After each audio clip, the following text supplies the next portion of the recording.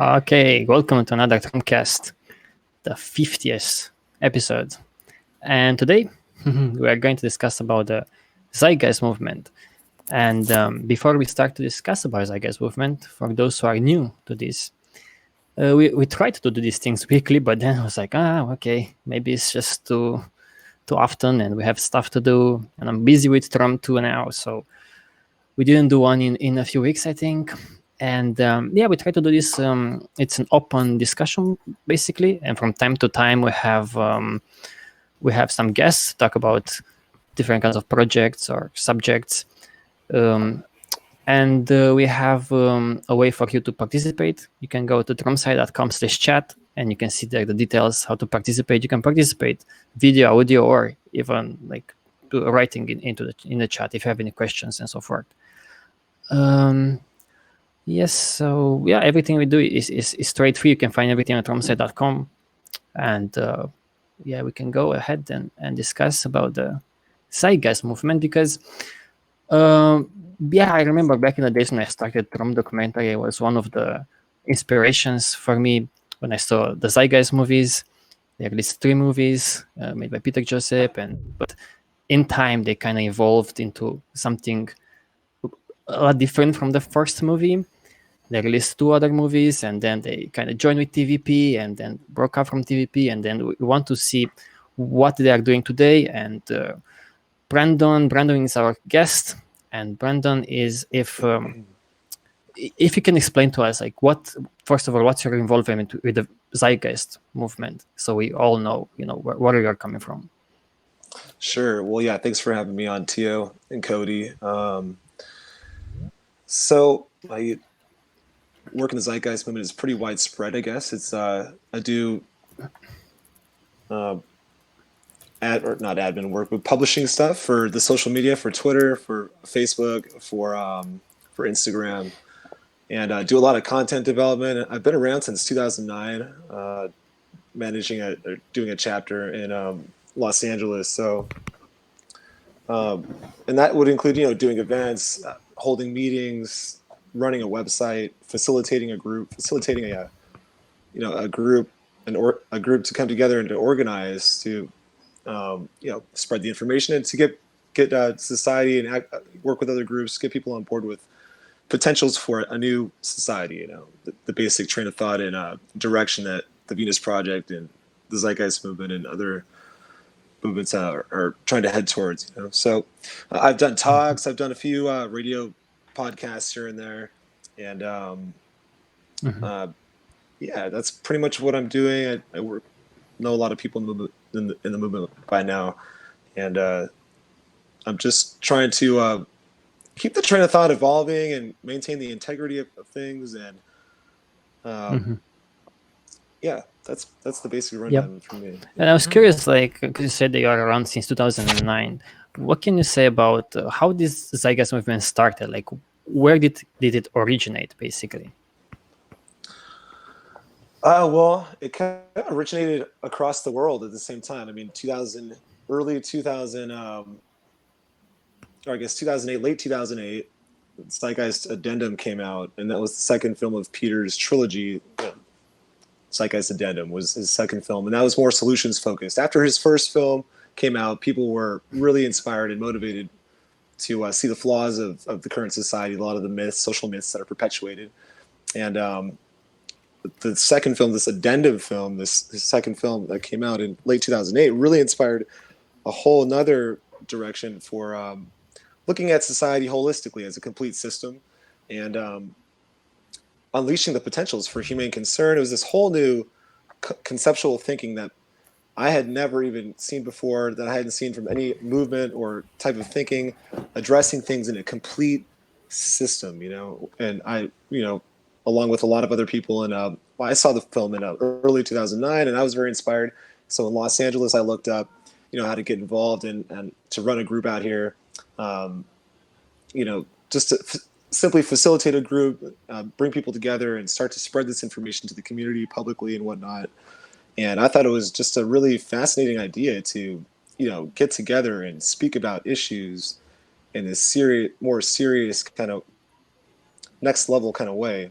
that I'd never seen before, and I was just very intrigued by it. So it kind of spread, to answer your question, kind of spread all over the place at the same time. I mean, you could say Peter's from New York, but that's how I'd kind of answer that question.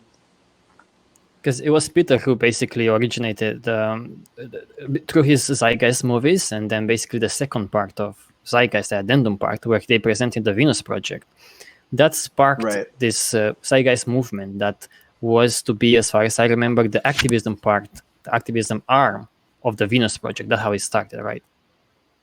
Right. Yeah. The movement was always kind of intended to be this activist arm of this direction of the Venus Project, and that was basically the role and function, technical, I guess, definition, if you will, for it. Sure. Mm-hmm. And then what happened? Because after 3 years or so, you guys split apart, and then Zeitgeist became its own thing, Zeitgeist movement, right? Well, yeah. So, I mean, there was a few years there. I mean, 2008, I guess around April, March of 2011, right before Peter's third film was coming out.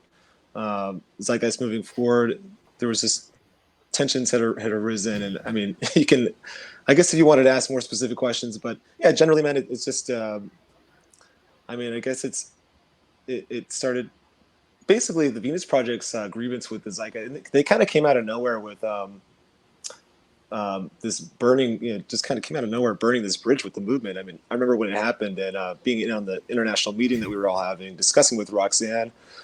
Jock wasn't in on it, but a lot of us were there discussing with Roxanne. It was kind of came out of nowhere, and I mean, it's their prerogative to do it. It's their respect to do it. It's their direction, and they wanted to keep things more specific and focused to their organization, the Venus Project, and that's fine. I mean, that's ultimately fine. And the two organizations still work together. There's many that work for, organize for the Venus Project and spread that, and same people organize and are in the Zeitgeist movement. So there's not really any tension there, and we still, I mean, I still advocate the Venus Project as well. But as far as the split happening, it was just more like one of the main criticisms that, and I think you can look this stuff up, but one of the main criticisms that Roxanne had was that the Zeitgeist movement didn't know enough, or it wasn't just Roxanne, it was Jock. I think Jock as well. In his old age, I think he became a little bit, I don't know, off on his thinking and his perspective, not seeing the bigger picture of things. But again, it's his prerogative. It was his direction and his baby. But that people weren't spreading it in the ways that they wanted, in the accuracy they wanted. And not to totally ramble here, man, but I'll just touch on this one thing, fallacy that a lot of people have, like about movements and criticizing movements or criticizing whatever group out there. There's always this fallacy, and I'm not a huge fallacy person myself. I don't like labeling everything like a fallacy. I think it's kind of obnoxious. But this one fallacy is about people that are always saying that, oh, people, I like the movement in concept, but the people in the movement are just lame. The people in it are just, I can't stand it. They're just they get fundamentalist and dogmatic about it, or whatever the criticism is. But you'll find people like that in any kind of group, in any kind of ideology and whatnot. So, yeah. Because I remember back in 2009, I think it was this world tour of TVP, and it was quite a big event, and the Zeitgeist movement helped organize pretty much, right? Everything. It was. Yeah. I was watching that. Yeah. Oh yeah, we were right there. Motivated around the ideas, and it was about the direction, and we always made it about the Venus Project. And I mean, when the split happened, it was kind of like gravity was pulled out, and we had to kind of reorient. But it's been good all around. We can talk about that too. But yeah, the world tour was great, man. It was great having Jock around, and it's too bad he's gone. We could really use him right now. It's interesting because the experience of TZM splitting from TVP, I had similar experiences to it with TVP. I was managing their magazine and worked with them for like 4 years or so, very closely and so forth. Kind of the same way, like they came at one point like, maybe you don't represent our views, that were like out of nowhere, and I was completely surprised and this and that. But we too split with Trom from them and do our own thing. But anyways, let's focus more on the Zeitgeist movement.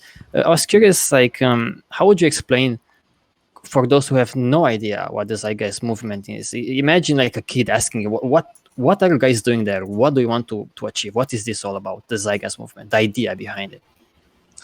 Yeah, well, first I would tell a kid or anyone, that it's about looking at things in a complete, holistic way, in a total way, and a conceptual way too.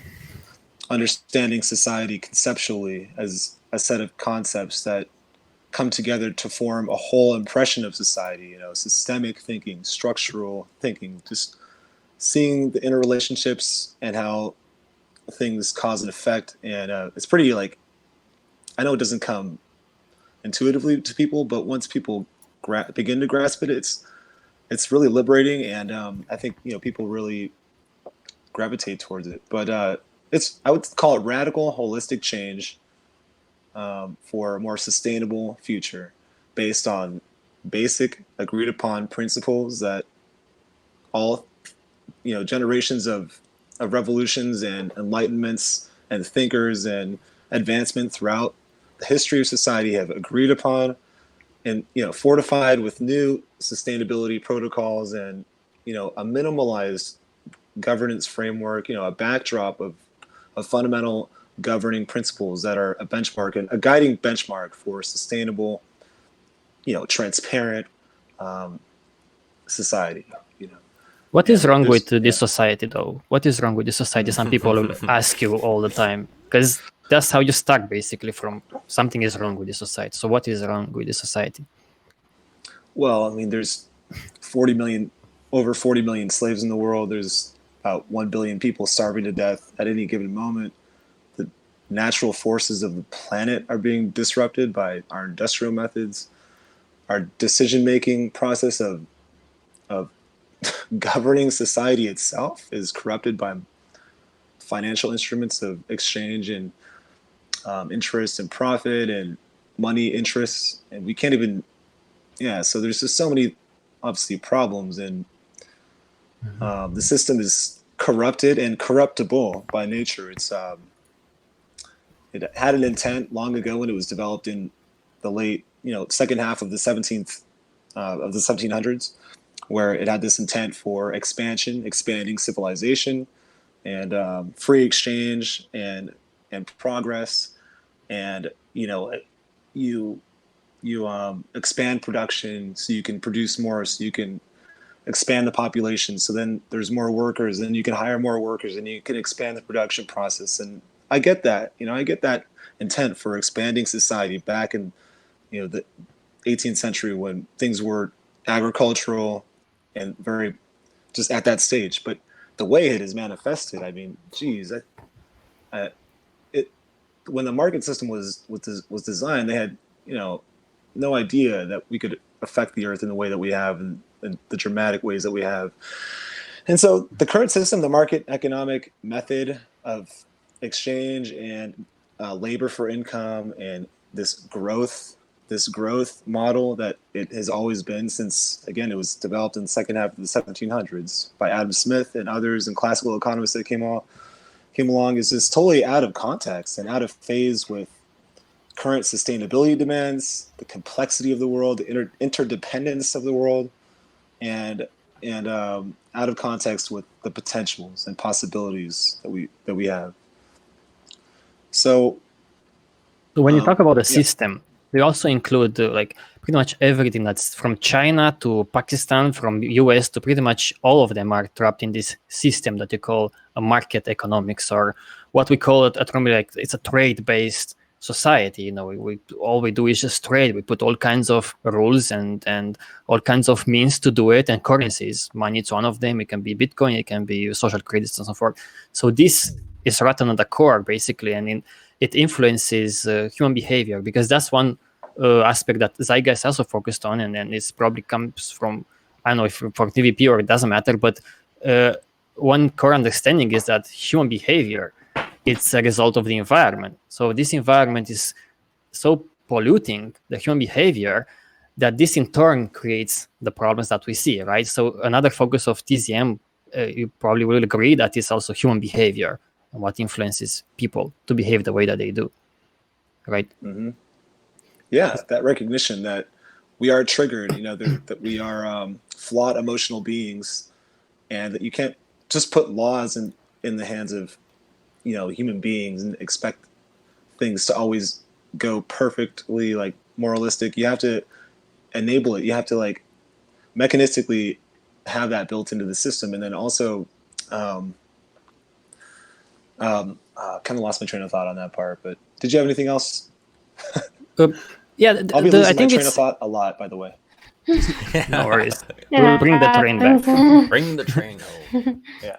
But I think it's extremely important that we also we start from human behavior, because I was thinking, human behavior. I was thinking like, okay, we have lots of problems. We can name millions of problems, maybe billions of problems. What creates these problems? And my thinking is like, well, humans, because it's not like a virus from somewhere else or aliens, right? And then what makes people create those problems? So it has to be the environment. And then the last question to me is like, what part of that environment makes people behave so badly, let's say, and I agree, is this worldwide system of trading stuff. Like that's what we do all of our lives. We created this monster that we call economics.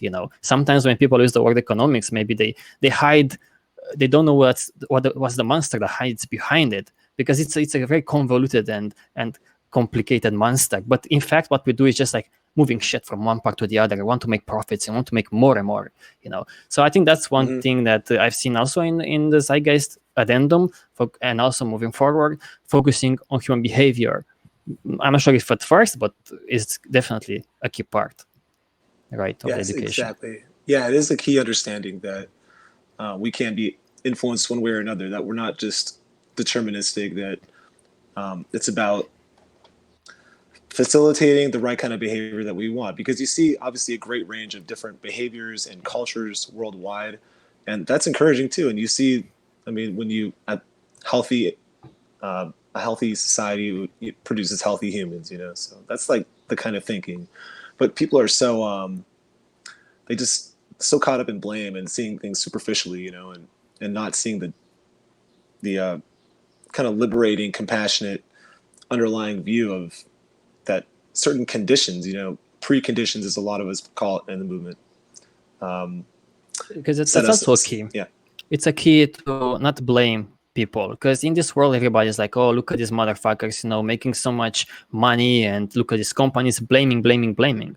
But if you don't understand that is the environment that creates that behavior, then there is no way for you to do anything. You will cut heads, then you will behead all kinds of leaders and all kinds of, literally or not, or just take them off from the office, and you will be the same kind of recycled shit. Shit goes in, shit goes out.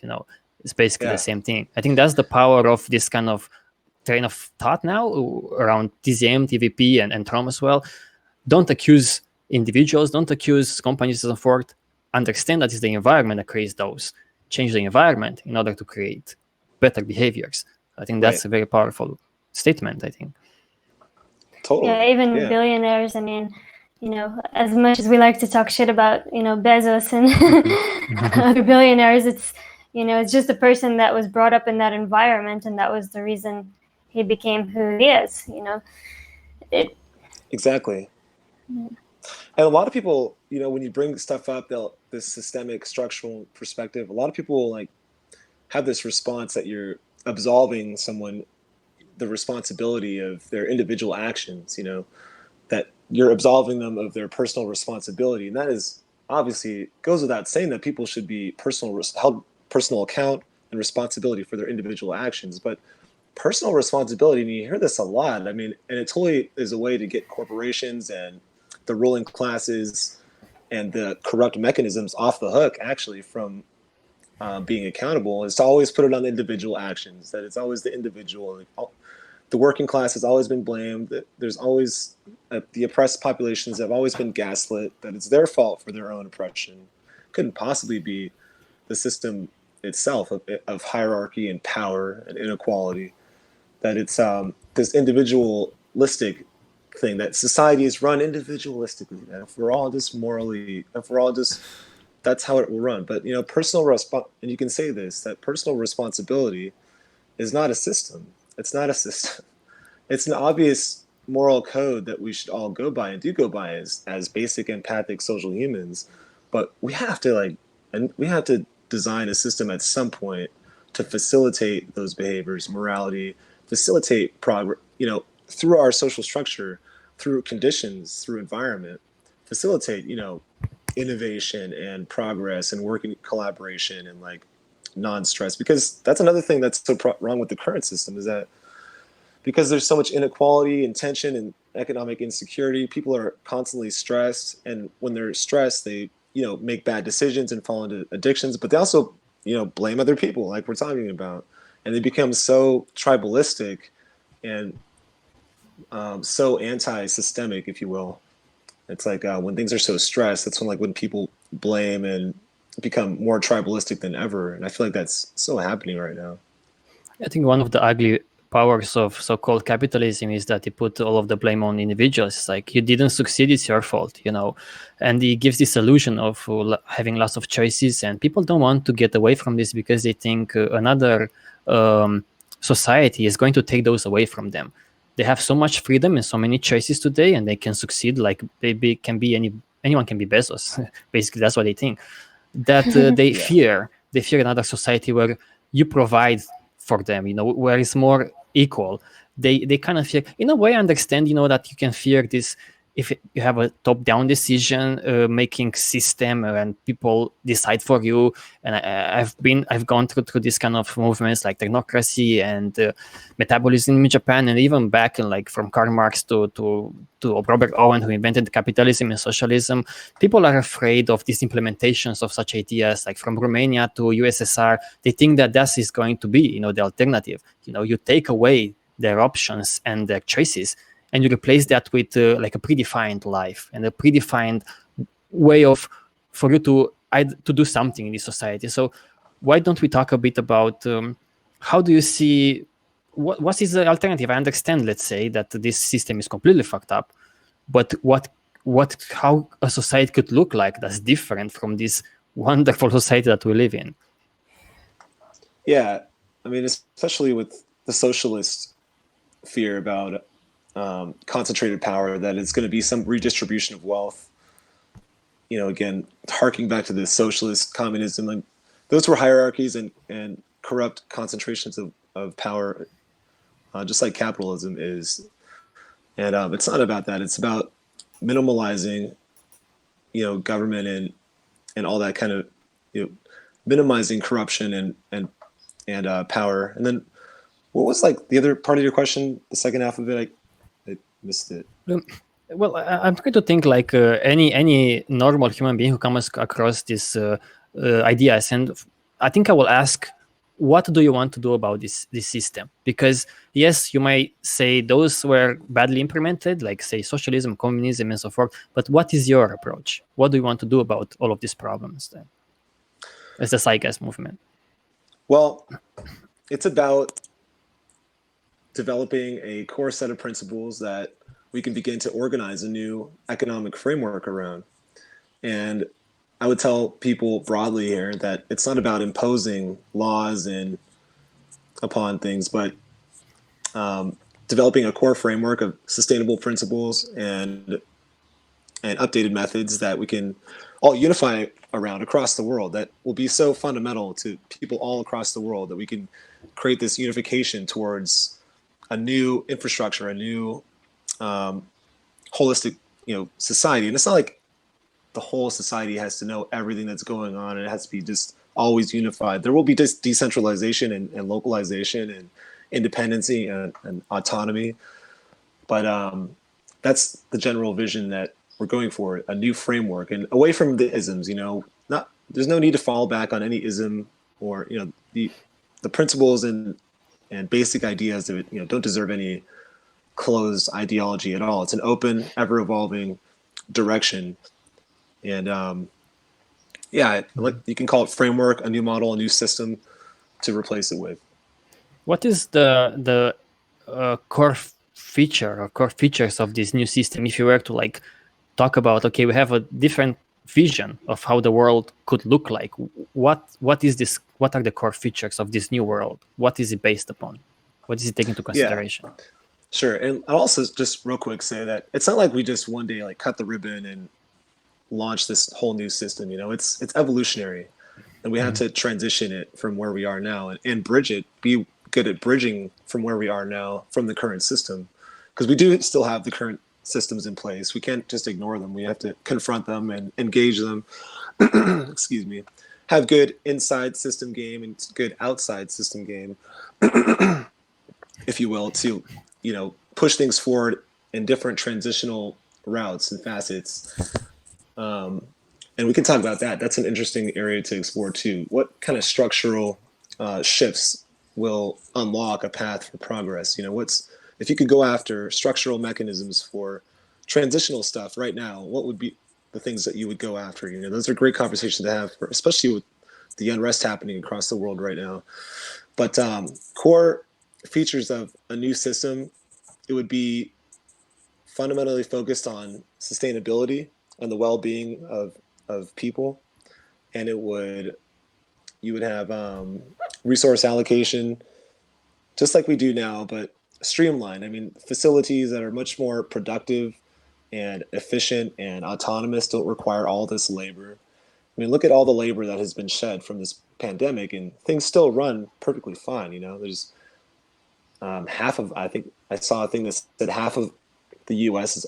is unemployed now, something like that. And, Don't worry about that. So it's just like, you know, at what point does it become just arbitrary to create these jobs and sustain an old system and have everyone employed and maintain this labor for income system? So people would be, resources would be made freely available, would be made publicly available to all people equally, unconditionally, universally. Systems would be universal and equal, you know, obviously. And the idea is that the productive capacity of modern technology has enough is beyond the point. I mean, it's embarrassing that we're still running this, that poverty wouldn't even, you know, exist in the form that it does today, that there would be no reason for people to be in poverty. You know, that this new productive capacity of technology can eliminate poverty, and then also the efficiency potentials of AI and information technology will eliminate the need for a lot of oppressive labor. So there's the labor oppression that's right there too. These are huge advancements. So, I mean, the next great discovery or the next great advancement leap for mankind will not be a colony on Mars. I think it will be, you know, overcoming poverty and eliminating the vast exploitation out there of slavery and economic just oppression, and also, of course, becoming a sustainable civilization, you know, on the planet, establishing ourselves as a sustainable civilization. Mm-hmm. Mm-hmm. So these are all and I agree. Yeah, I agree with what you said. The way that I see it is that we have this problem, this bad incentive, and we have to create something that doesn't have that incentive, like you were saying, providing this already abundant, actually, goods and services to people for free, what we call a term like trade free. I think encompasses everything, like you don't have to give anything in return, don't have to discriminate on the basis of distribution and so forth. So yeah, but of course, people will always ask, it sounds nice, of course, to provide these things for free, but it's quite of a challenge to do so. In the online world, might be a lot easier, you know, with all software and so forth. In the offline world, it could be a different challenge. So how do you see that in the offline world emerging in Pakistan? You have some examples of organizations that are doing similar. What do you mean the offline world?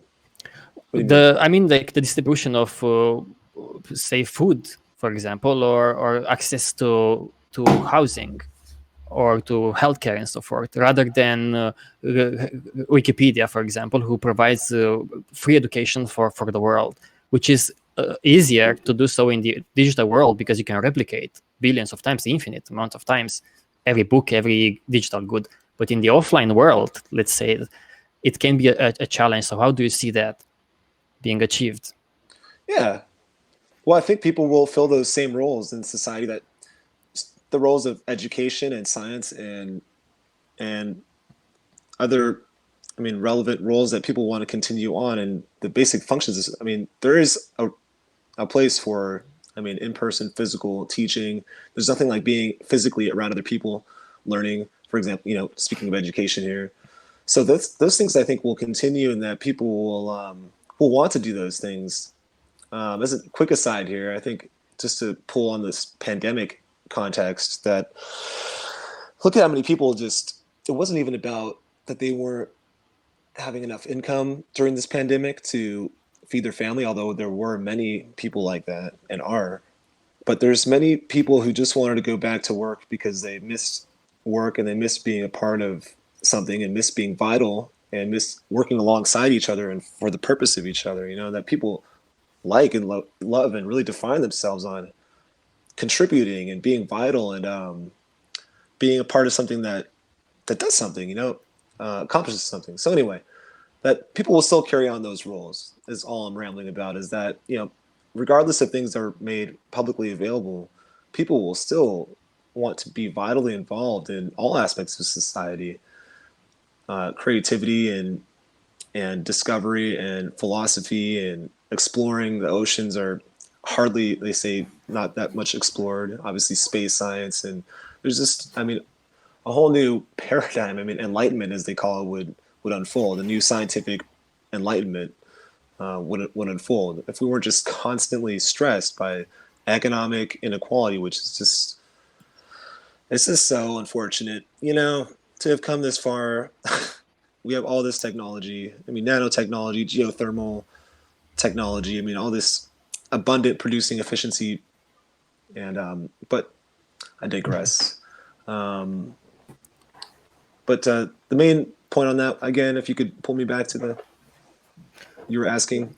Yeah, I think people will ask, okay, we can talk about nice things and technologies and so forth. And by the way, these are questions that people ask me as well. I'm just playing the devil's advocate here. But yeah, exactly. What, you know, give me some real life examples of how you can provide food for people in a free way or accommodation and stuff like that.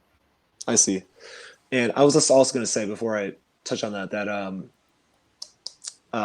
there's you could do it like a rotation of labor. You know, people, if there was any labor to be done, because there's also an argument like who's going to do all this stuff. And I know I just you know, described how people will, you know, want to do that anyway. But rotational labor can be put in, and people can be trained, and people can gain experience in different areas, not just some specialized area. You know, and just obvious practical things like that. So there's always these fears as to like, oh, who will run it and who's going to even do the job. So anyway.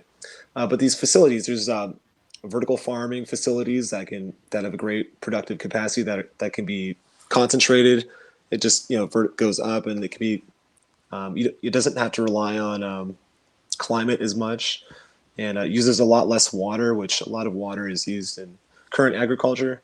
It doesn't produce much waste, as current agriculture produces a lot of waste, and on and on. It just, they use these there's also desalination or water treatment technology that you can use to treat water and to create good drinking water. And a lot of the infrastructure in these other countries where so many people are suffering, and I mean, we could do this stuff, but and all this potential, by the way, as I see it, all this technical scientific potential to alleviate the poverty. I mean, these methods, the technology, as we often said back in the day, you know, exists. The solutions exist, the ideas, the methodology is there, the systems are there. We know, I mean, it's always good to work that out, but it's the ideologies, it's the thinking, it's the understanding that lags behind, you know, which is why we've always been so focused on cultural revolution and elevating understanding, you know, working on people's awareness and their values and how they think and how they interrelate. The cultural revolution is critical to all of this. Otherwise, these little structural shifts of UBI and whatnot are almost pointless unless you have like a cultural revolution, unless the understanding is there. Yeah, because about this services that could and technologies that can provide like from vertical farming to automation and so forth. Of course, some people will say, well, Amazon will automate more and more, but they will still make a profit. You know, vertical farms, maybe they will make a business out of that. It doesn't matter; it's so efficient and so forth. That's why I think technology itself, of course, is not enough. You need to implement it in a way that it's good for the for creating better behaviors. Like we have this created recently directory. It's called tradefree.org/directory, where we present all kinds of such examples of organizations offer food for free, like this trade free way, and clothes and this and that. So there are lots and lots of examples, of course, around the world where people are already doing it, so it's very powerful to also showcase these examples to people to see that it's possible, right? So that's another very important point. In technology itself it's not many people dreamed about that technology will save us. Well, technology will make Bezos probably more rich because he will use those robots and not pay insurance like he pays for people and so forth. So it will help him, unless it's a shift in what we want to achieve in this society. Then technology alone is not going to help that much, I would say. Right. I mean, but it will also. Yeah. I was just going to say, but it will also, help for those that do want to achieve a different kind of society. I mean, technology goes hand in hand with it. So if we didn't have the technology to provide an abundance of food for everybody, then of course it will be very difficult. So of course it's important as well. So And the ultimate technology at hand is the model, the methodology in which we employ, in which all advancement in technology and progress comes through. So it's the model and our methods and our systems that matter, that matter, that make all the difference. And then as far as facilitating healthy behavior, healthy humans, and understanding, I mean, that does need to be enabled again into the principles and framework of society. I mean, how to elevate good ideas, how to allow good ideas and innovation to come to the surface through participatory, democratic platforms. I know that there's always the technical. People say how are decisions, arrived at and whatnot. And there's the technical benchmark of gauging the environment, of what's available and what's scarce and where the greatest need is, and what the regeneration is like for whatever resource, going by sustainability standards, etc. So yeah. Where do you fit into this picture? Where do you fit this resource-based economy and the Venus Project approach? Because there are a lot of similarities there, of course. So you basically talk about what they're also talking about, or you bring something new? There's a lot of similarity between what these two organizations are talking about, but are there also differences? Do you think you moved away in the sense that you want to do something different from TVP as well, like different understanding and so forth?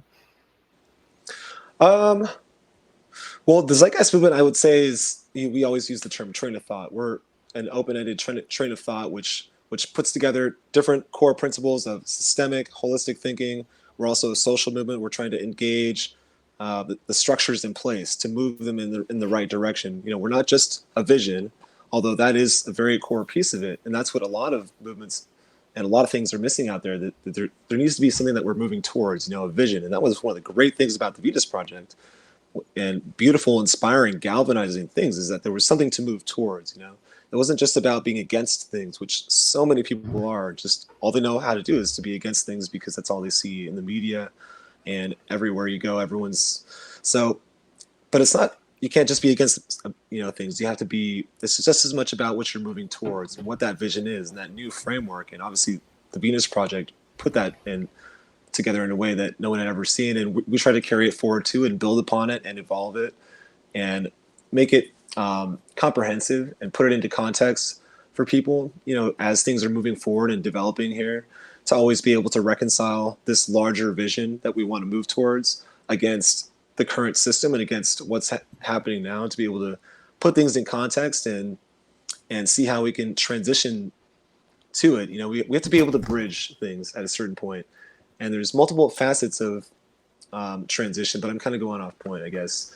But as far as the core differences between TVP and TZM, I guess they're more of a specific conceptual, specific model for RBE, for kind of jocks. And they may argue that, this is just one conceptual design, and this could be interpreted in different ways, but that the core ideology and methodology is there for sustainable society. And that's kind of, I guess, where we're coming from too. So I would just guess that I would just say that they are more specific, conceptual to that, to those designs and efficiency technologies.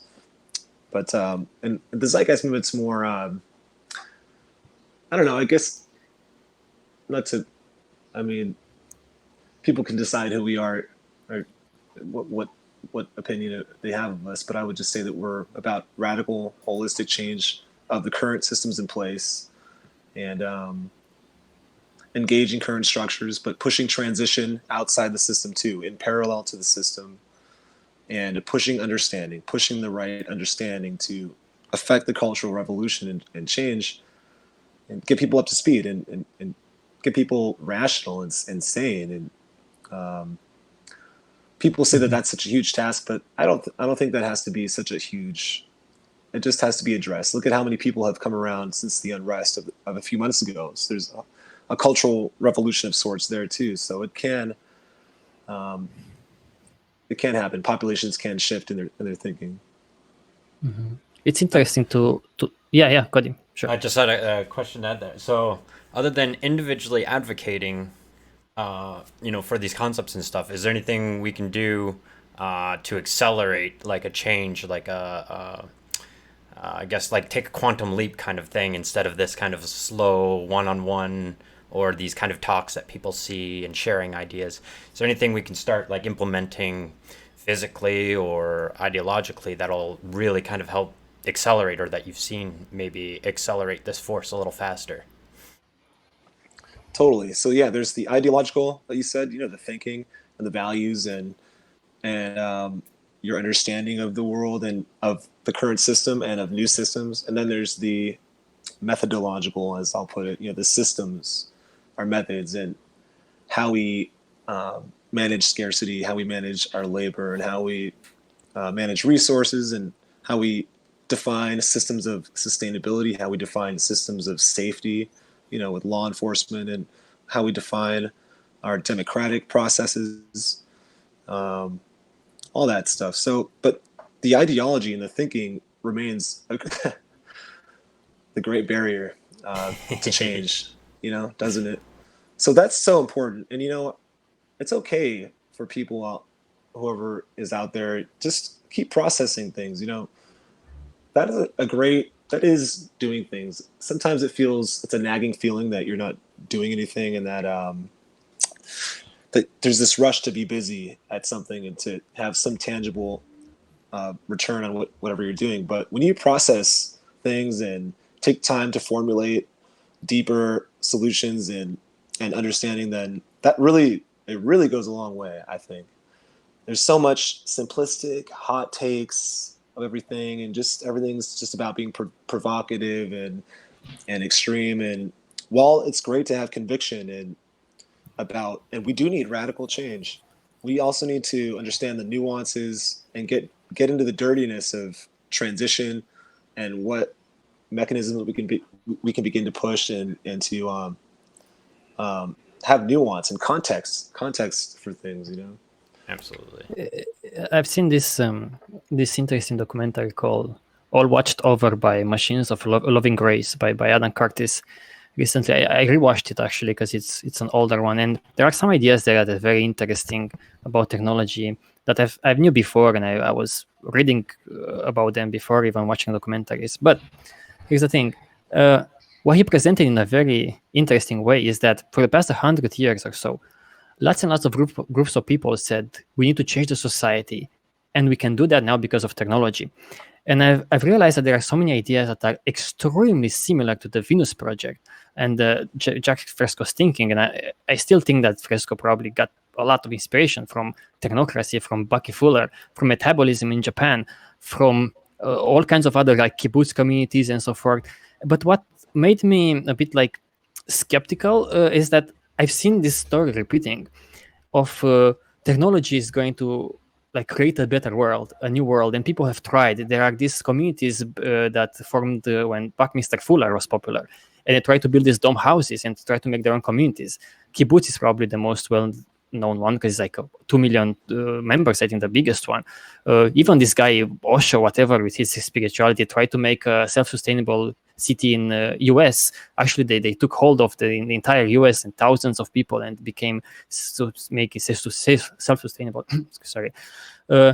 It's also another very interesting example of how some technicians said, what if you take a patch of land? Because they have this idea of like, let's measure all of the earth resources to see how much we have, how to distribute it equally and so forth. I think it was Bucky Fuller had this idea of a map of the world, of the game, whatever world game, of resources. And they said, let's give it a try. And they took a patch of land. I don't know if you guys are familiar with this. And they tried to analyze everything on this patch of land, like bugs and animals and how they grow and so forth, the computers, big computers and so forth. And they realized that it's quite impossible to do so, even for a small patch of land, because it's nature is not it's so dynamic. It's so impossible to do so.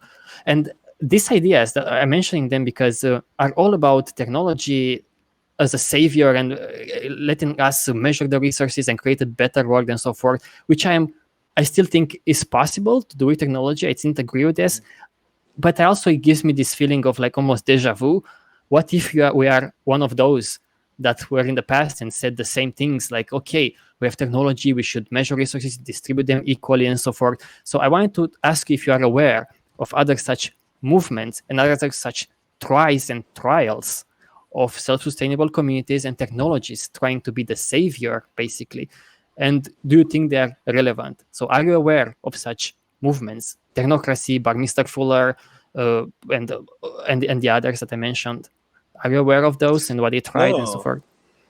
I mean, well, yeah, I have the historical ones, yes, but nothing in the present day. And, it's just never about the technology. It's, again, about the method, the system that we employ, because technologies always change. I hear very little on proper system, though, employed, what systems of education and fulfillment and productivity and sustainability, et cetera, of well-being are we going to implement, and what is that? What are the core things that go into that in a society? And anyways, I it's not so much about the technology, but as far as the fear of that happening, I mean, isn't it already? Don't we know it so well? I mean, technology is this crap everywhere. So, in a future scenario of the direction that we're talking about, I think it would be much more minimized. You think about some of the smart technology out there and the technology emerging. It's very minimized and sleek and not obnoxious and lightweight and minimal and user-friendly, etc. So society can be that way too. And society doesn't have to look like a smartphone. It doesn't have to look like, white, sleek, photovoltaic paint everywhere. I mean, it could look however we want culturally.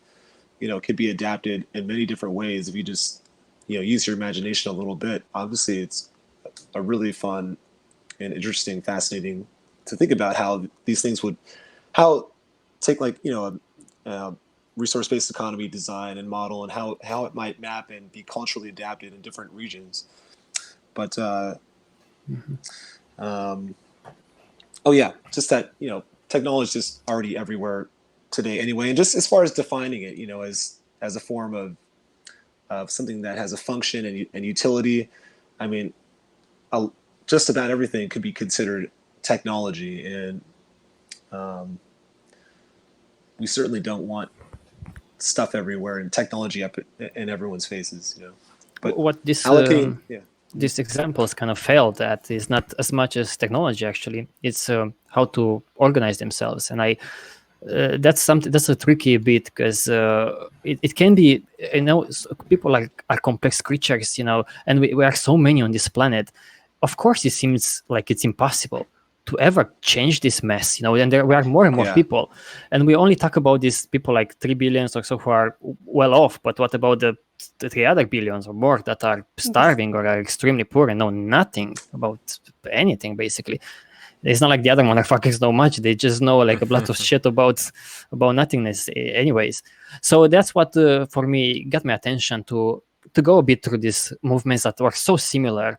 I did this research when I was writing a TVP magazine for the Venus Project when I was with them, and I started to doubt a lot about this idea of like imagining a future, and how the future. I was more like leaning towards let's understand very well what the problem is and then come up with multiple solutions, not just a core solution. But anyways, I wanted to see if you are familiar with those people. Like technocracy, for example, is extremely similar. It was quite a big movement in US, extremely similar to what Jack is talking about. Like, let's leave technicians and engineers to reconstruct this world and not let, because the monetary system, they said, influences people in a bad way and so forth. It's a lot.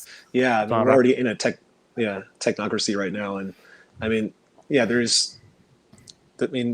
the world is diverse and complex, and we have to have a system that accounts for all that, not just have all this uniformity and like we do right now, to be honest. I mean, all the technocracy and techno dystopian fears are already realized right now under the current paradigm. I mean, really, all the socialist, communist fears that people have too are already realized right now under the concentrated, corrupt power indifference that's happening right now. It's the same thing going back thousands of years, hierarchy, power, and oppressed majorities and whatnot. But yeah, we do have to have a system that balances diversity and also enables different approaches. We can't just have singular approaches for things, but there's many different approaches to things and many different types of people, and we have to account for all that. And introverts and extroverts. I mean, for example, society is like entirely run by, it's very extroverted in nature, and introverts are very not heard much or have a way to like improve society or engage it as much, if you think about it. This is one example, but yeah, society is diverse and we have to account for different methods, and obviously it would go without saying, and it would be that way if things weren't so restricted and always have this financial relationship to it, which was never the intent. Sometimes I look at the medical field and I'm thinking like, what is the solution to heart disease or to cancer or to whatever? Well, the solution is not a solution. There are multiple solutions. The more that you understand the problem, the better the solutions will be. That's how I look at today's system. The more that we understand what the problem is, the more solutions will come along with this problem. So that's how I'm thinking understanding the different factors involved, right? Yeah, so the better you understand, the better you know how to treat those and to approach those. Right, and that technical approach is what it's all about. It's fantastic the way that the capabilities that we have today with today's technology. I think Karl Marx will just have an orgasm just looking at like, how the fuck, like we have and then die of a heart attack with what we're doing with it. Yeah, because we have so much, like you can automate pretty much any job, and don't even talk about jobs, talk about work, because jobs are like useless types of work basically in today's society. So you pretty much can automate everything, and not only that, you can digitize. That's another huge thing. Imagine you digitize stuff that you can 3D print. It's a completely different world today. Karl Marx and others would not have envisioned that. So I think that's also our advantage if you think about how future society will look like, because we have the capabilities we didn't have in the past, not even 10 years ago, probably, with the internet and artificial intelligence, so forth, and data.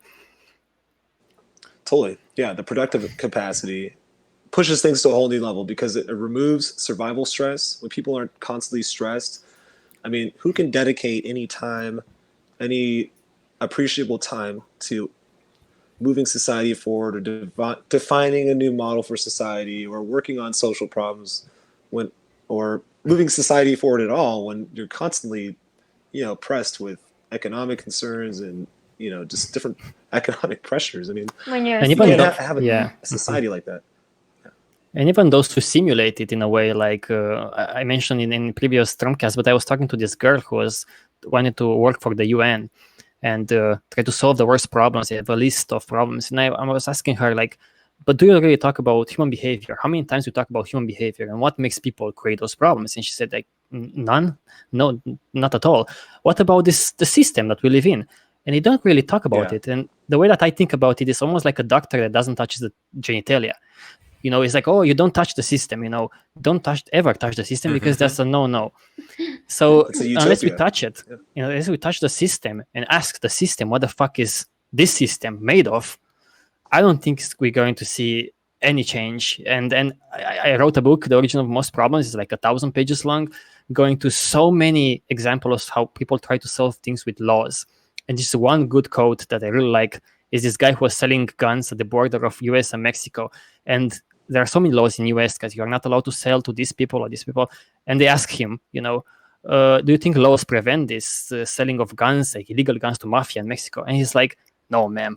Laws are for good people, okay? Just keep that in mind.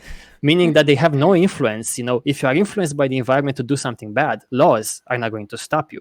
Laws are there for so-called good people, like people who won't even do anything anyways, So that's quite a good, That's true. Summarizing. Culture is organized. That is true. I mean, it's also, systems of governance and law and order obviously has its place. But it would be a minimal type of thing in the future. Without the survival stress that we go through, I think there would be a lot less, economic problems. There would be a lot less court appearances and whatnot, and criminal behavior. But just that law and order has its place, and we have to have some kind of, for general stability of society and safety and for encourage. Like, we need to be able to penalize, punish groups, entities, organizations, or individuals that are unsustainable in their practice industrially. We need to make those things illegal and harshly punish, corruption, for example. But that's just, one route that we can go through the political legal structure. There's also the developmental route of transition, actually implementing. And I know that's, Cody, you asked that question earlier about tangible, physical things we can do. And addition to just to finally answer that, but just, we can also do the developmental stuff where you're actually implementing mutual aid networks and actually implementing facilities that can begin to, showcase and provide locally for a given, population in an area. And there's also the, so there's political legal route, there's pushing understanding, there's the physical, tangible implementation of mutual aid networks and systems, physical demonstrations of these models, off-grid type stuff, localized type technology. And then there's the open source, revolutionizing things as well. So there's not to go on all that tangent, but there's different facets of transition that we can push forward, at simultaneously. But I forgot where I started on that. With maybe we're talking about laws and if you need you said that we might need some here and there. I'll say yes maybe, but I also think that it's, if you don't address the cause of what creates those problems, then you can punish them as much as you want, and probably won't go further enough. And there are so many examples. I think I give in the books two of the best examples: the war on terror and the war on drugs. And then the huge mess that they created, actually, that arrest poor innocent people basically, and then they solve nothing, and it's a mess anyways. But we have to address the problem, else those behaviors will go kind of underground. If they are not legal, they go into underground and be illegal. But I wanted to ask you something about this other thing that I have on my list here. I saw on the Zeitgeist movies, I think both of them, and also TVP talks a lot about this scarcity, this idea of scarcity. Like whenever is scarcity there, scarcity will create problems. And in today's world, we live in an artificial scarcity, something like that. Do I get that right? We live in an artificial scarcity, and this scarcity environment creates problems, creates this profit motive and so forth. Did I get this part right? Yes, it's artificially and arbitrarily just perpetuated in the current system. Resources are kept scarce for profit, but it's more just ingrained into the system, and the system never expands out of that nice median state of being able to turn over and make a profit off of the current productivity level. And there's lots of examples of things that are kept scarce in general and kept at this certain subsistence paradigm, subsistence level of existence ethos that we live in. Can you give some examples of those scarcities? Scarcities, yeah. There's already enough food that's produced, like in the U.S., for example, that could feed It's just so wasted. The distribution of things is just inefficient. It's not necessary. Resources are not necessarily scarce. I would also say that, because it's not like it's oftentimes like planned as to be kept scarce on purpose, like in a premeditated type of way, but it's just this normality that for profit's sake, But I would also just say that resources are not necessarily scarce, that it's not necessary that we have these inefficient systems, that there's totally new productive capacities, but it's not incentivized in the system because it reduces dependency on market forces, and that's essentially what we need to do, is detach all of our basic functions of society, all of our infrastructure from market forces. You can't privatize healthcare, education, food and energy, and our decision-making process, politics, and expect to run a balanced and working society. But yeah, because if you look, if you look, like you said, food, for example, we produce a lot more food than we throw away 30-40% of all edible food. If you look at cars, we have like a bunch of cars. I live in a little town here, like thousands of apartments are free 8 months of the year. So my understanding with this changed a bit since I was with TVP, and I shifted towards I'm not sure if there is a scarcity or actually it's an abundance of stuff that we don't just make it available for people. Kind of that's how it is, because you talk with other people and say there is a scarcity in this world, and they're like, where is the scarcity? Because it's full of, all of the stores are full of food, everything. And probably one way that you can explain this problem is look, it's an abundance of shit there, but it's not available. It's not available to me because I have to trade something in return. I need to give money. Or sometimes if you are a YouTube influencer, you make a video about the product and give you the car, whatever the trade is, So it's an insane kind of world where in Europe, there are 3 times more empty homes than there are homeless people, which is just unimaginable. How can this be the way that it is? But of course, they want to keep it like that because they make profits off of that. They here in Spain, they won't rent you for a year an apartment because it's cheaper than rent it for summer vacation for a few weeks. So they don't care. It's complete insanity squared. Yeah, so I wouldn't call it scarcity, because if you look at food, it's not scarce at all. There's plenty of food. It's just you don't have access to it. But I don't think the reason that you don't have access to it is because it's scarce. It's not scarce. It's abundant. It's because you need to trade something to get access to it. Imagine if those people in that are starving now, if they had something to trade, like money or their data. For example, let's say Facebook says their data is valuable. Facebook can give them some food, keep those motherfuckers alive so they can kind of mine their data, so transform them into consumers. They wanted to do that in India, Facebook, with their free internet. They give you free internet, so-called free, but you only access Facebook, and they mine your data. It's one way of trading it, right? It's not just a currency. So very tricky in this world. I know that's another bad route of the technocratic type of direction that you were alluding to, that there are 2 different paths there.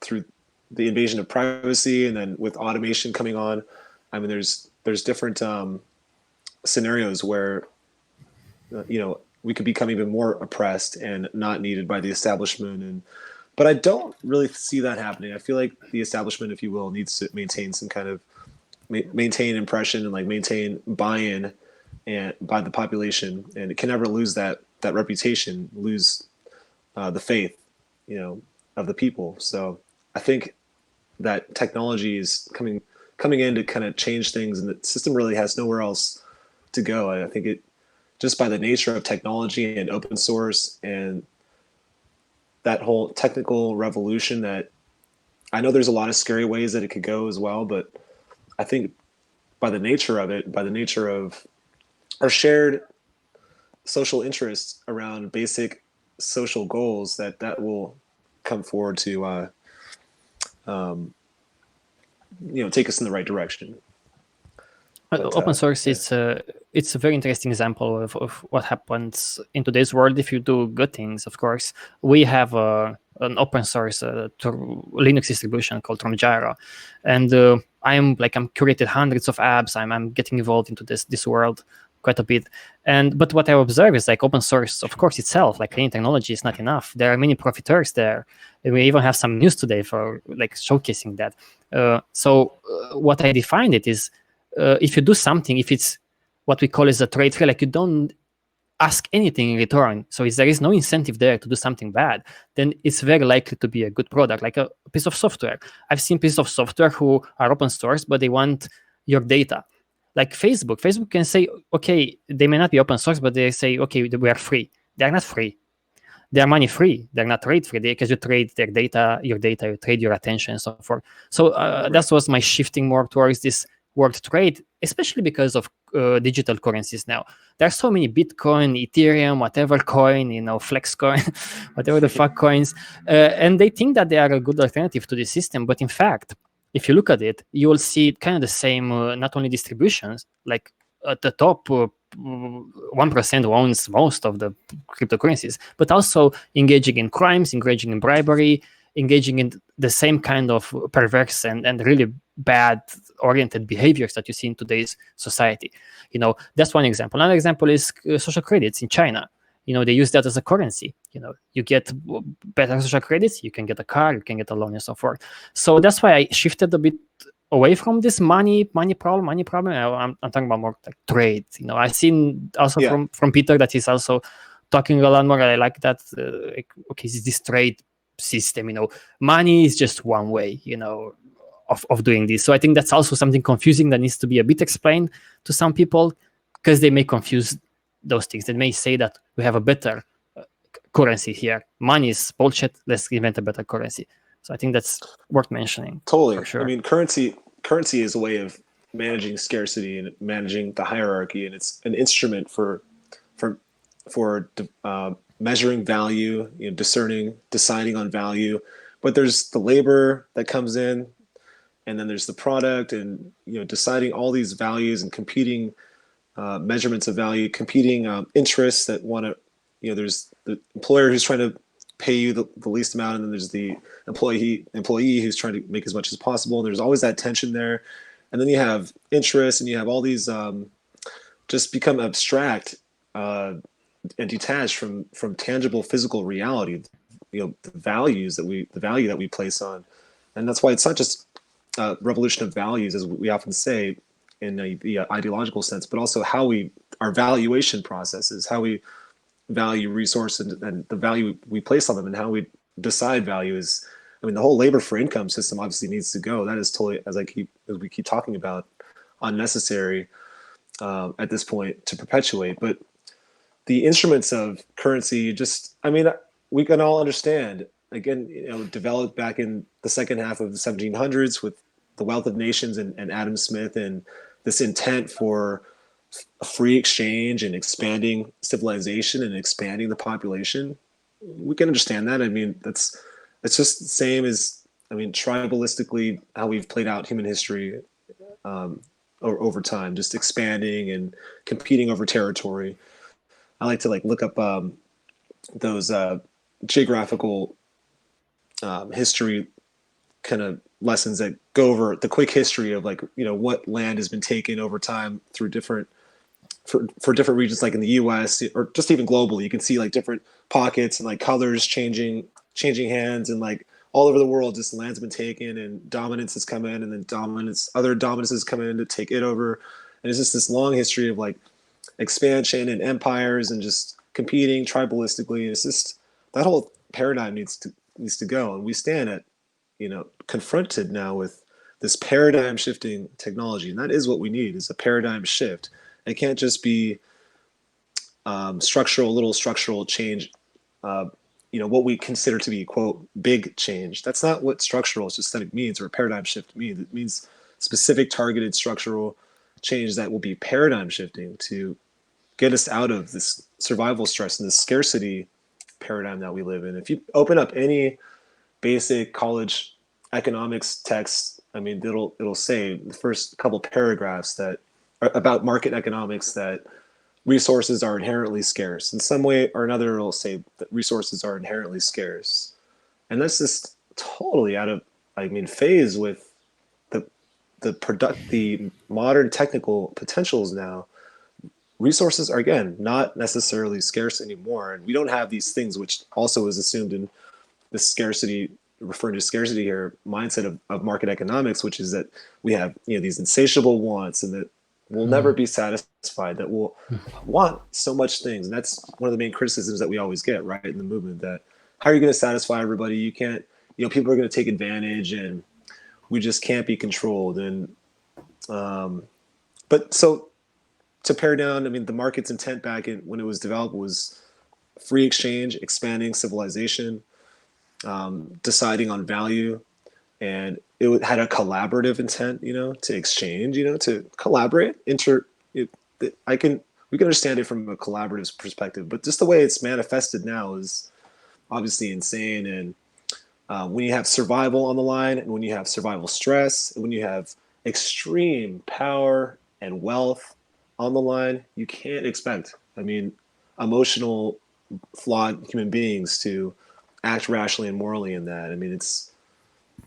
We get what we get. So we have to obviously design society to facilitate and enable. You can't ever oppress or force or coerce progress and sanity. You have to facilitate it, enable it through proper system and design. And that's an interesting discussion that, I'm just beginning to explore more and more. And to imagine, I think one of you brought this up a minute ago, just using your imagination and exploring these ideas. There's such a lack of vision and spirit of imagination for the future.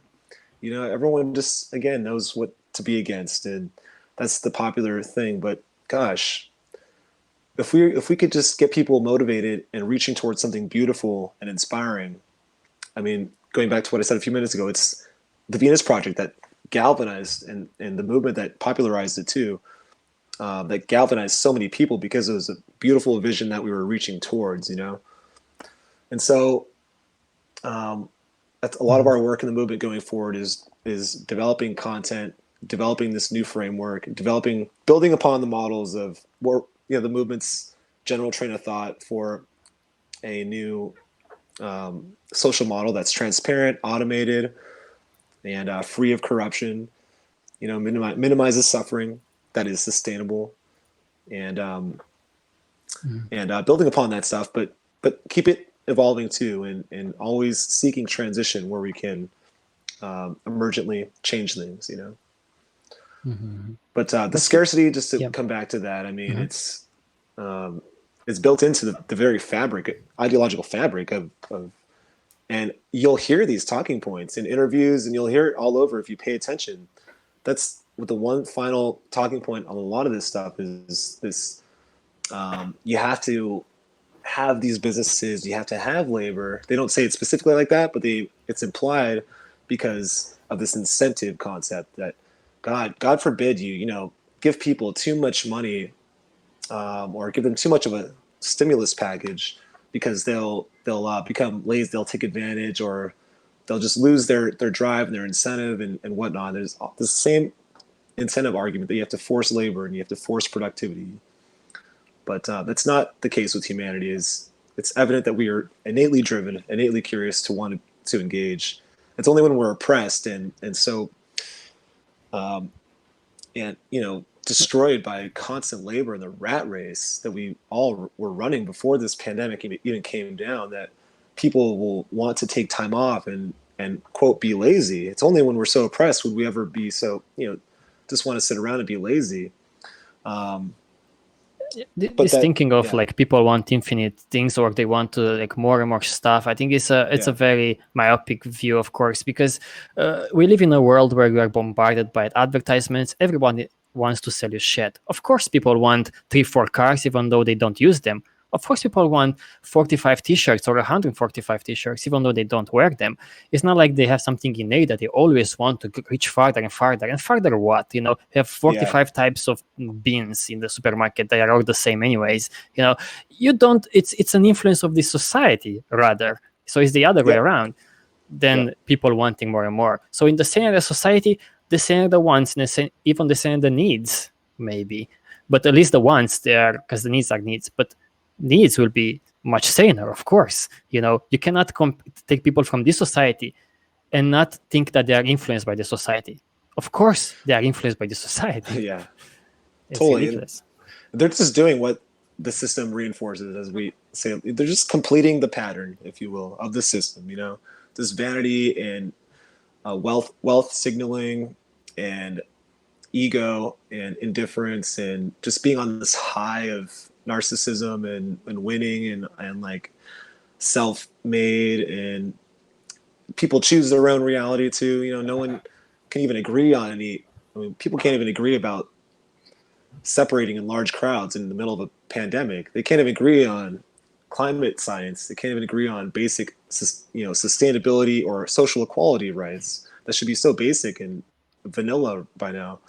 Well, they're bombarded with all kinds of information from Facebook and wherever the hell else, Who wants their attention to keep them there, and whatever clicks with them, they're also is going to fuel whatever you think they're going to fuel that, because Facebook is in their own interest for you to stay there. Like someone said one time, Facebook greatest enemy is the sleeping time, when people go to sleep, because they don't produce anything for them, so. And so what if someone takes, for the one small percentage of time, someone takes, what this hypothetical, if you want to keep people honest with it, I mean so what, who cares? If someone takes, it will be looked down upon, and it will be discouraged, and there's no reason to as well to hoard or to signal anything like that. It'll be a totally new culture, and like we've said, people just start doing what the system tells them to do, and it rewards them. But at a certain point, you have to change it, and you can't ever just sit back and say it can't be done. But those people who say it work. Yeah, sure. Yeah, go ahead. Okay, it was quickly this example that I saw and I mentioned before, but maybe I want to tell you as well. It's just they take people from some tribes and put them in these big cities, and it was one scene in this documentary where this guy is like, he saw homeless people, and then he saw these big buildings, and he asks like, why is this man sitting on the street? You don't have a place for him in these big buildings. And they said, no, we have a place, but we cannot put him there. And he couldn't understand, because he said, in our village, if someone doesn't have a house, we build a house for him. So values, of course, come from the environment. What we consider as being, wow, outrageous, like how can you give free accommodation to people? Others consider the opposite to be outrageous. How can you not, when you have this abundance? So this is a lot about human behavior. It's not like this or like that. It's how the environment makes us to be. So yeah, of course. And if you're taught from, basically the time you can understand language, that the best thing to do in the society is to, create a career and make as much money as possible and to buy shiny things. Of course, that's what you're taught, that this is what you should do. So that's what most people are going to do. And of course, that creates infinite wants and this crazy consumption. So totally, it has to be reinforced in society and passed on. I want to ask you, what is so first of all, I suppose you talk about such things with your friends and family. Do you have any success with like getting somewhere in terms of education with people around you, or are they sharing your values and stuff? You said you had a group as well that you get together with or something? Yeah. Well, not right now, of course.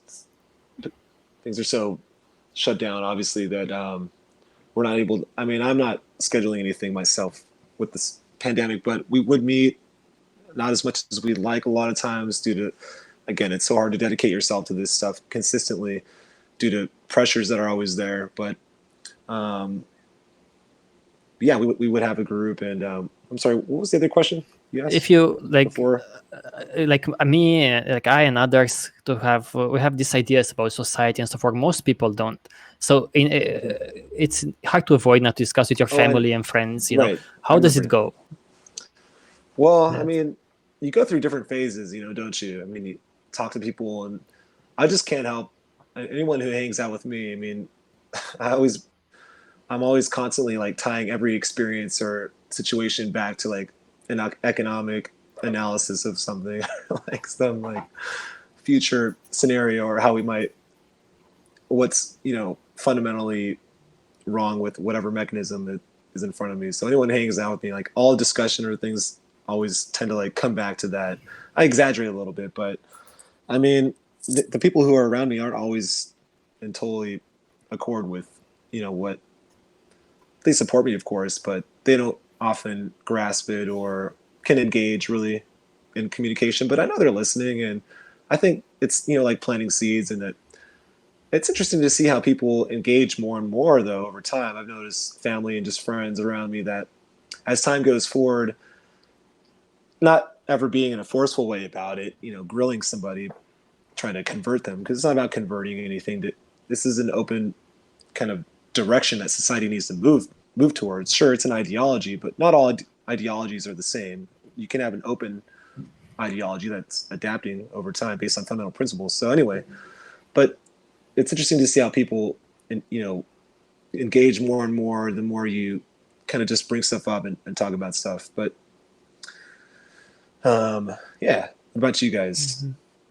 Yeah, how does it go it's a with you guys? challenge. It's a challenge all the time, of course. And sometimes you're wondering, like, if I'm not successful with the people around me, how successful can I be online with whatever I'm doing, you know?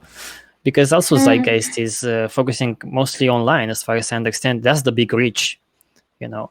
And probably, actually, it could be a tricky question, because maybe online it's easier, because you reach the people who are already halfway there in a way. They seek for this information, while the people You around you, appeal to them. yeah, and you appeal to them. That's why, you know. So maybe that's it's not like a bad sign if you cannot I know. communicate people around you. I know. No, I totally know your pain. If you can't, you know, get through to someone, it's just really, I mean, you question whether you can even, if you have what it takes to, like, you know, affect the kind of change that you're involved in. If you can't even, you know, get someone to realize that.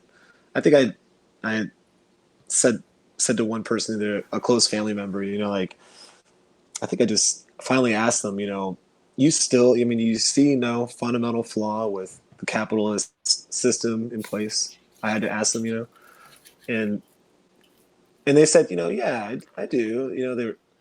So anyways, but it does make you question how effective you can actually be. But I mean, it just goes to show how ingrained this stuff is. And I tend to think people have either. Mm-hmm. I tend to think people understand more, but that they have this kind of front, this little bit of kind of a something in the front that kind of plays devil's advocate and there's completing the pattern, is how I would put it. People complete the pattern of this narrative and these arguments, and they're just completing the pattern. They don't even realize they're not really even actively or critically thinking. So I don't read too much into it. Yeah. I was going to say, most people identify with the system, you know, and with their jobs and their, you know, positions and here and there. So once you start criticizing that, of course, they're going to be defensive, a lot of people. So it's like talking about religion. I usually try to find some common ground, and something to agree on. But... Right. And I go out of my way to that point. Like, I go out of my way to make sure that it's not about like adopting some totally new system or belief system or ideology or a totally new model or something. It's about just improving things, improving the current system. I mean, there's no reason to separate.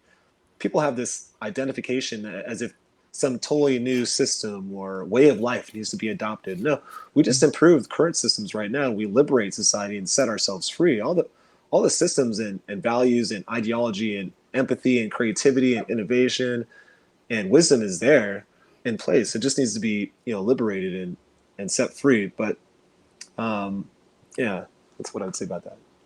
Yeah. I also wanted to ask you, I have just a few more questions. What's Peter Joseph involvement now with the movement? Is he active with the movement, or he stepped away? No, he doesn't. I mean, he's a content person. He was obviously running websites and doing a ton of admin and work for many years, but he has stepped away from that. He's been away from that for a few years, and another core team of content managers and people that are in touch globally from across the world. A core team has come in to take care of things, but it's so he's I mean, many probably know he's focused on his film right now. He's trying to finish up his film, or he has finished with it, and he's going to be it's going to be distributed, I guess, in October. Reflections.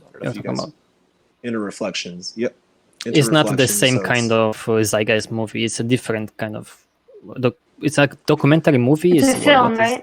It's a film. It's part documentary. It's shot in retrospect from the future. They're not real, so to speak, documentary interviews with people. They're people that are actors that are portraying how we transition, as if they're being interviewed in the future about how we transitioned, to a new, more sane future. Pretty cool concept. And then part of it is kind of very satirical and experimental and expressive. And then some parts are like more live action and acting and more movie-like, if you will.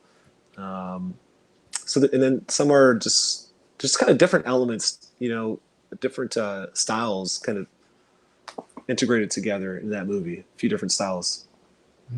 He released it online for free? Well, it did premiere. It premiered in Los Angeles a few months back, but he had to do a couple finishing. Yeah, I don't know what it is with filmmaking, but apparently there's, especially he's doing a lot of things himself, so it takes extra long, and he has, a great high standards for things, and he's trying to make it this next level production. The production value of it, he's really trying to push it and take it from just a basic documentary to a more live action, filmic. He's trying to take it up a notch in production value, and trying to do that a lot of it himself on what's basically a low budget, because to do a huge motion picture type Hollywood movie, it takes just tens of millions of dollars, but that's kind of what's taken a long time. And but it will be available for free at one point. I don't know how he plans to even do that, to be honest. I can't imagine it would be, but he's going to be distributing it in some way. I really don't know details on it. Kind of leave him alone about it. Yeah, so basically you guys are not like, it started with Peter Joseph and his films, but it's the Zeitgeist movement is its own thing now. It doesn't depend on Peter Joseph or his films. It's whatever you do now. Yeah, it doesn't depend on him. He's still there, and he still advocates the same direction, and he's not going anywhere. He's going to still speak out about this stuff, and he's going to keep doing engaging groups and engaging transition developmental stuff. I think he mentioned at one point about starting to implement these networks which can begin to parallel the current system autonomously, draining the energy from the current system, draining our reliance on the current system through new parallel networks, whether it be mutual aid or whether it be open source, or there's these cell networks. There's different things that we can push forward that can begin to reduce our dependency on the current system, off grid, but localizing stuff. But anyway, so he's there as a content creator, which is exactly where we want him to be, to focus on content, which is his strength, obviously. And whether it's, the Zeitgeist movement is kind of a dormant beast, I guess you could say. Right now, it hasn't been.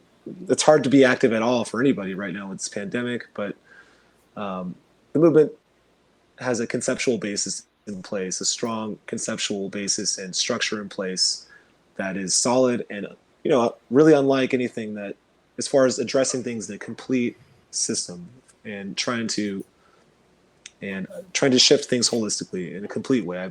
I haven't seen any other movement kind of try to umbrella things in that similar kind of way. So whether it's TZM or some other movement, evolves at some point, the direction, that you guys are pushing forward and that we're all trying to push forward is what's relevant, and that's the direction that matters. So no one's going anywhere in that sense, as far as those of us that have been around. And what's your focus now with the Zeitgeist movement, you guys overall? What's your focus? What do you work on something, or what's your focus? Yeah, well, we have our main global website. We're trying to update content on there. We're trying to get that updated with content and just some of the language on there we need to work on. And then get our chapter structure, be able to host chapters on our main website. We're working on content, trying to get more content out there. There's a lot of content being developed, behind the scenes right now, but it's so what kind of content? Videos and writing, conceptual stuff that's organized into conceptual frameworks. Like there's whole sections on like systems of productivity and like diversity and how to allow the flourishing and justice, and how to enable this kind of stuff through our systems, just exploring these kind of things. There's stuff on technical approaches. It's just we're trying to it comes out when it does. So we're trying to update content and push content out and contextualize things obviously we're always trying to keep an eye and work with other movements that are pushing things forward, to like Extinction Rebellion and all the unrest, all the the Black Lives Matter that's happening right now. We support them and are watching and hope that economic structural change can happen from that, and that we can crack the system open from this new angle of racial justice and crack the system open for greater institutional change. So it's multifaceted, and it's hard to do anything right now because you can't meet, you can't organize, no one has any resources, with this whole pandemic is just shut everything down. But you have this Z-Day event, right? What is that? What is that about? And you have one this year. We might, right? Yeah. Well, it's on a like, it's kind of it's not really official at this point. We've had to kind of put it on the shelf just to see how things unfold in that region. So it's to be determined. I don't have any info on that right now, but we do have Z-Day coming up in a really nice venue. And what is Z-Day for those who don't know at all? Oh, okay. What is Z-Day? Yeah, I'm sorry. Yeah, Z-Day just means Zeitgeist Day. And we're starting to not even call it Zeitgeist Day as much anymore because we just want the concepts to be in front. It's not about the movement having its brand or Z-Day all over everything and Zeitgeist movement at the front of everything, but just that the concepts themselves take center stage. So, but it's just an annual event for pushing forward this direction and to make our case for, about the unjust and corrupt dysfunctional systems in place and how we can improve them.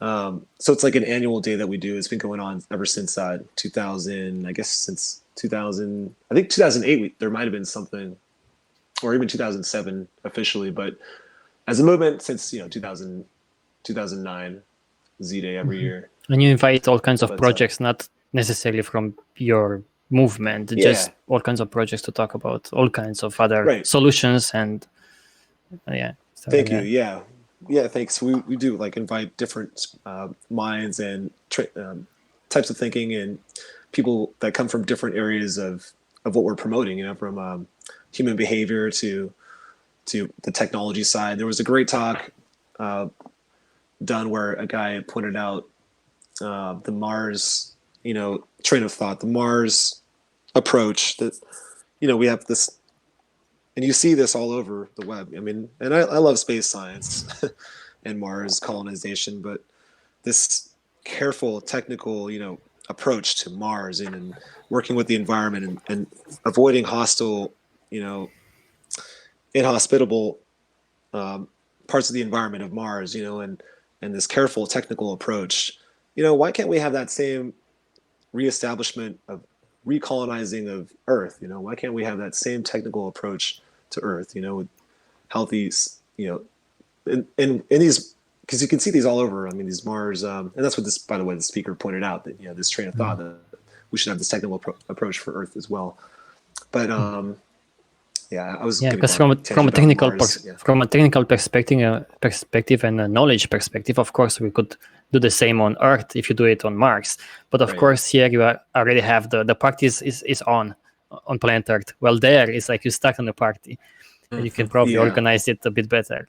So that's why lots of influences here, lots of biases and already existing structures and ideas.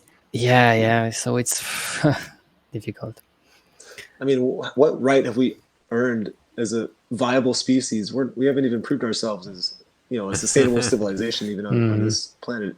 Not at all. This is so escapist, to just want to just. And I know they say it's practical and strategic in case we need to sustain the species on another planet, but it's just so escapist. And I mean, you could easily say we're hundreds, if not like 1,000 years too early on that whole thing. I mean, the priority right now should be the human species. The planet is beautiful and diverse and abundant with resources and an absolute gem. Why would you want to, but I do support space science and colonizing Mars. I mean, it's obviously a great pursuit and it inspires people and shows people what's possible and does change your emotion or, trigger your emotions, which triggers the learning process and understanding and can, by its influence, change society that way. But I think Bucky Fuller always promoted this spaceship art. We should have a manual for spaceship art, and we should do that on spaceship Earth. Not go on other planets. I'm not sure if he said that, but definitely about planet Earth, that it's a spaceship.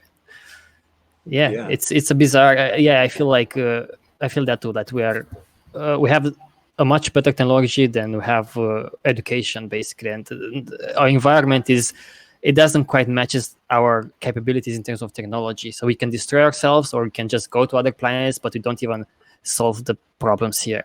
It's such a shame, Problems that we have the technology to solve, like climate change. Yeah, absolutely. Well, look at climate change, right? It's you could solve it technologically, but right. So it becomes critical. Just extending from what you just said. I mean, that we have these potentials, that we have, and that's, by the way, what our last Z-Day, if you will, event was about. It was called Realizing Potentials for a Beautiful Society. It wasn't called Z-Day, really. We had Z-Day in fine print, just so people internally knew it. But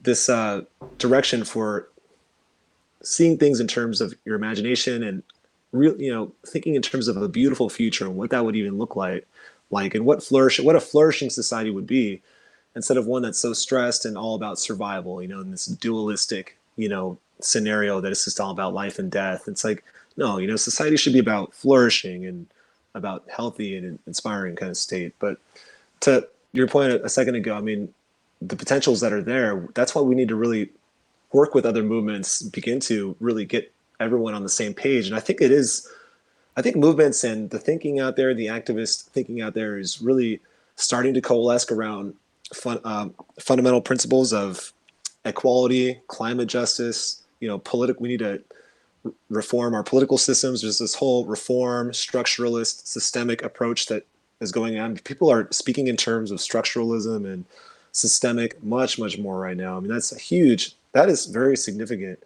And if there's anything that I could say to the work that you guys have done and that all this time, and TZM and other organizations, is that's where it shows up.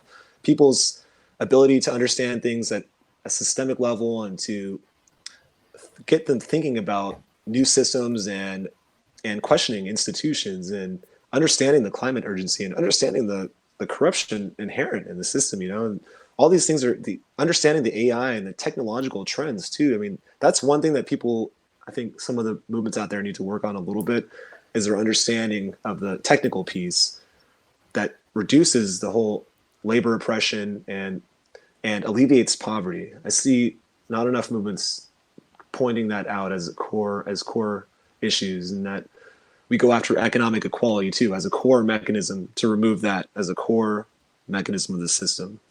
But I mean, a lot of people are speaking this way and beginning to coalesce around a basic set of understandings, or a basic set of principles that we can all galvanize around, that should be universal across the world.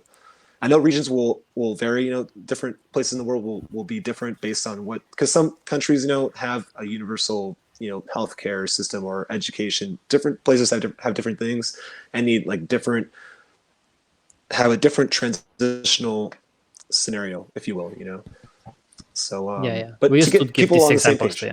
Yeah, you give Yeah. these examples to like, look, it's better when, for example, here in Spain we have access to healthcare where like I just go and they just treat my problems and I don't give anything, no money, nothing.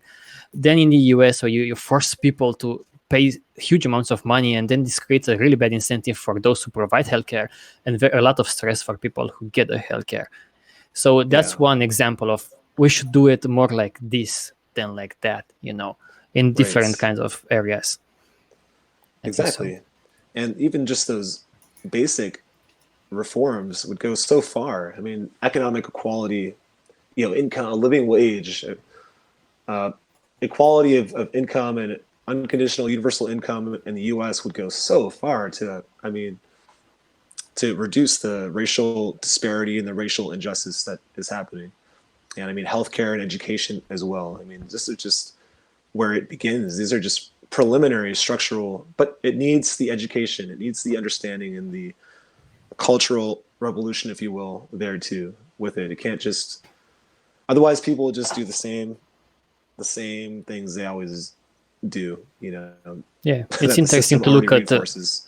the history to see what pushed, for example, social so-called healthcare system in Europe and so forth. There are all kinds of bad events, like the big flu outbreak, or big like now it happened with COVID. So maybe these kinds of things, despite them being really bad and harmful and killing people, maybe just maybe they will push for more radical change here and there. Let's see. Maybe they won't, but that's kind of what it pushes societies to take more radical approaches. What pushes that? Like the situation that we see, for example, today with COVID, where say in US they had to Right. do lots of tests, but if Yeah. you make people pay for the test, then you work against yourself. You know, a so-called socialized healthcare system, when you just go do the test or to have the treatments, it's much better for overall, even for the yeah. What? Yeah. Don't you have to pay for the tests in US, do you, Brandon? It depends on what it is, what kind, but no, there's stations where it's a swab and you can go right up and get it. Yep. Because, you know, they could also see it as like an opportunity. Oh, it's business, you know. Yeah, I That's know. a great opportunity. And you saw that at the beginning, the failure of the system, the inefficiency of the system, and the true motivation of the way society is organized and principled on that. You couldn't even distribute things because it didn't have this relationship of making money and profit, that you couldn't organize and allocate resources because there was someone had to get paid and there wasn't the typical line of financial relationship. And so things were delayed. And I mean, obviously the political leader of the US doesn't even acknowledge science, is anti-science. There's always that issue, and it trickles down obviously to the rest of the population. I mean, such a divergence of thinking, like no one even agrees on reality anymore. It's just, you just choose it, you know, it's just entirely subjective. And yeah, and it's generally when you take, for example, this trade away, for instance, in this healthcare system, I don't have to train. They don't want anything from me. Mostly, they want to treat me. Then they will be more honest. Then they will be more useful for the population, less stress for me, and so forth. And again, I give many examples of this in the book that I wrote, and it's you can see kind of overall from space to software, from healthcare to so forth. Take the bad incentive away, so make different alternatives that are trade free, that we like we could call them, and you'll see better behaviors, you'll be better at outcomes overall. Yeah, so I also like the fact that, and we will are going towards the end of this cast, but I like the fact that you also think in this way of let's do something from the party started. Let's do something in this party, not like other organizations that may think that we have to like completely forget about the system and just create a new one somewhere there, because I do not think that this is going to work or is the right approach, or you can do that actually, So I like that you think Yeah. in this kind of way. And I guess it's just everything too, because I mean, if some of these plots of land that people have intentions, I was talking to a friend, he wants to have a community, and we're talking, about how great it would be to have a facility there that could begin to demonstrate these technologies and demonstrate this productive capacity. And obviously it needs funding and whatnot, but I mean, look, again, to go back to the Mars thing, look how much funding and effort is put into that. If we could just kind of get that same kind of focus, and you could bring in universities, and you could bring in different scientific, you could open it up as a scientific project for collaborative project. And that's, we've mentioned that a little bit in the past too, this technical kind of redesign, global redesign, world game, Buckminster Fuller type thinking approach. And several people of us in the movement, there's different websites that not kind of mind right now, but that kind of engage this kind of model, and people can interact with it. It's just a work in progress, to get this stuff out. But yeah, and on the other hand, you also have the world itself that kind of proves that we can create so much stuff, and we can automate so much stuff already. The world itself is kind of like, from a technological perspective, it's a proof that we could build pretty much anything that we want. Look at the Large Hadron Collider, the most complex machine ever built, from space stations to delivering systems. We are already there technologically. We are not already there. We are a lot more behind. So that's what TROM is doing. That's what TZM is doing. We also create books and create videos. I'm working on the second part of TROM documentary.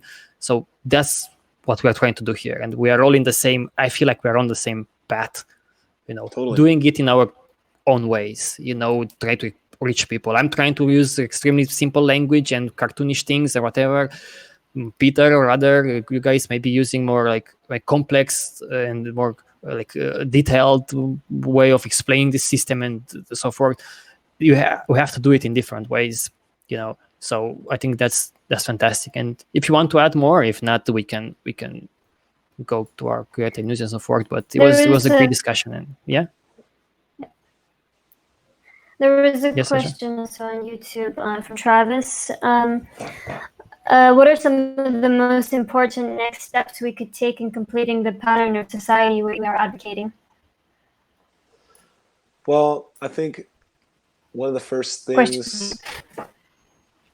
steps, well, transitionally, there's a whole list, man. But I would say economic equality, get a basic income secured, depending on where you are. I guess some countries are starting to implement it, but most countries do not, I think, in general. But a basic income would, economic security would alleviate the stress, would alleviate so many systemic issues like related to economic stress, just health issues, motivations for crime, just different neurosis, and just preoccupation, constantly being occupied by two jobs or whatever just to make ends meet, the rat race, and the other thing I would say is try to reform our decision-making process, that being the political system. And I am not Mr. Political by any means.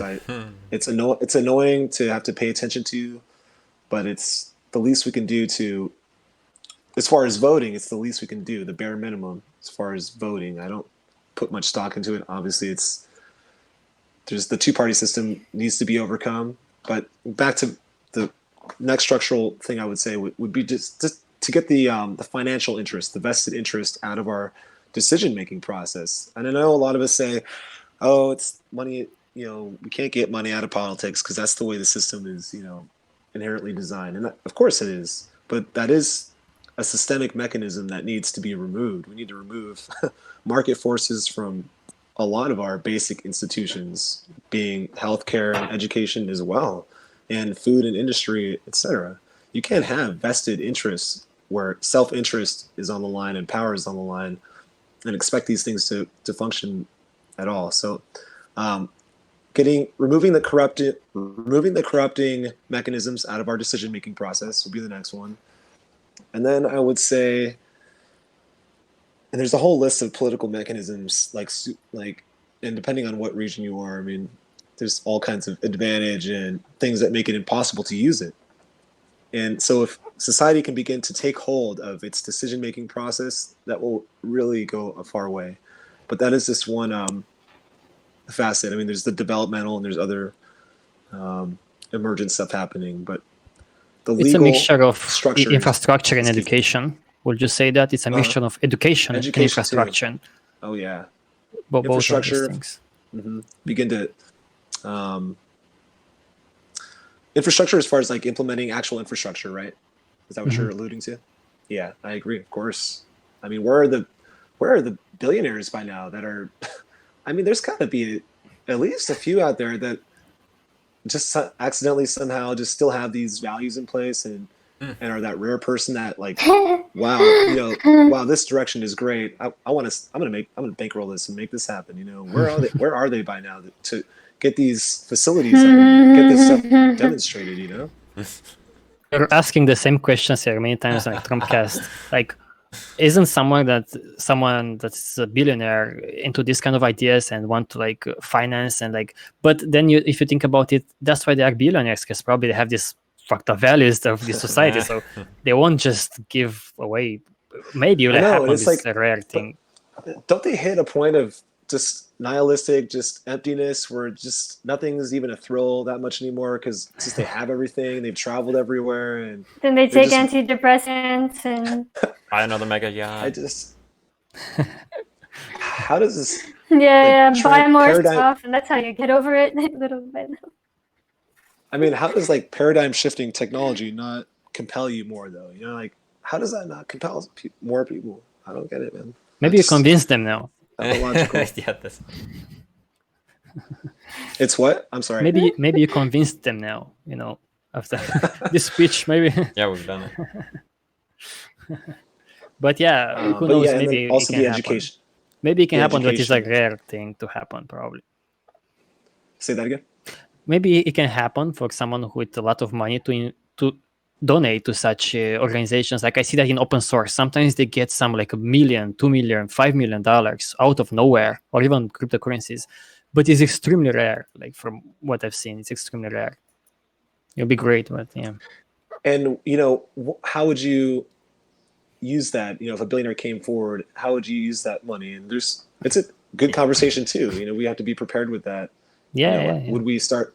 Would we start like a media empire and really start, or if you will, a media just organization and really get this stuff out there, or would we do infrastructure stuff? And you can do a combination probably. I'm always thinking about such things. I even want to write a book like what will I do with 5 billion, and just put it out there. Maybe at the end of Trom 2 documentary, I will ask for $1 billion donations so I can change the world. But yeah, I think you need a lot of money to have some influence in this world. $1 million or a few $1 million will get you somewhere, but it's such a complex world. And that's the thing. All that potential is just held up. It's just paralyzed in bank accounts, and it's just paralyzed there. All that potential for society is just withheld in the form of billionaires. It's like a monopoly game. Some people have a lot of money. Why don't they help the other ones? Because that's how the game is. It will not make that much sense to help others. That's true. Yeah, that's how they became billionaires, playing the game really well, and they continue to play it. So that's true. By that point, they're already psychologically just in that frame of mind. That's true.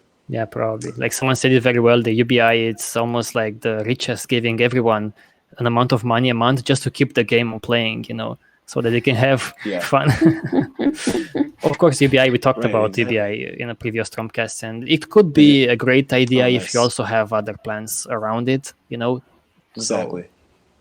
So, it needs a program around it of education and just getting people to understand the incentives behind it, and that it can't just become some welfare state where everyone just, and you have to automate along with it.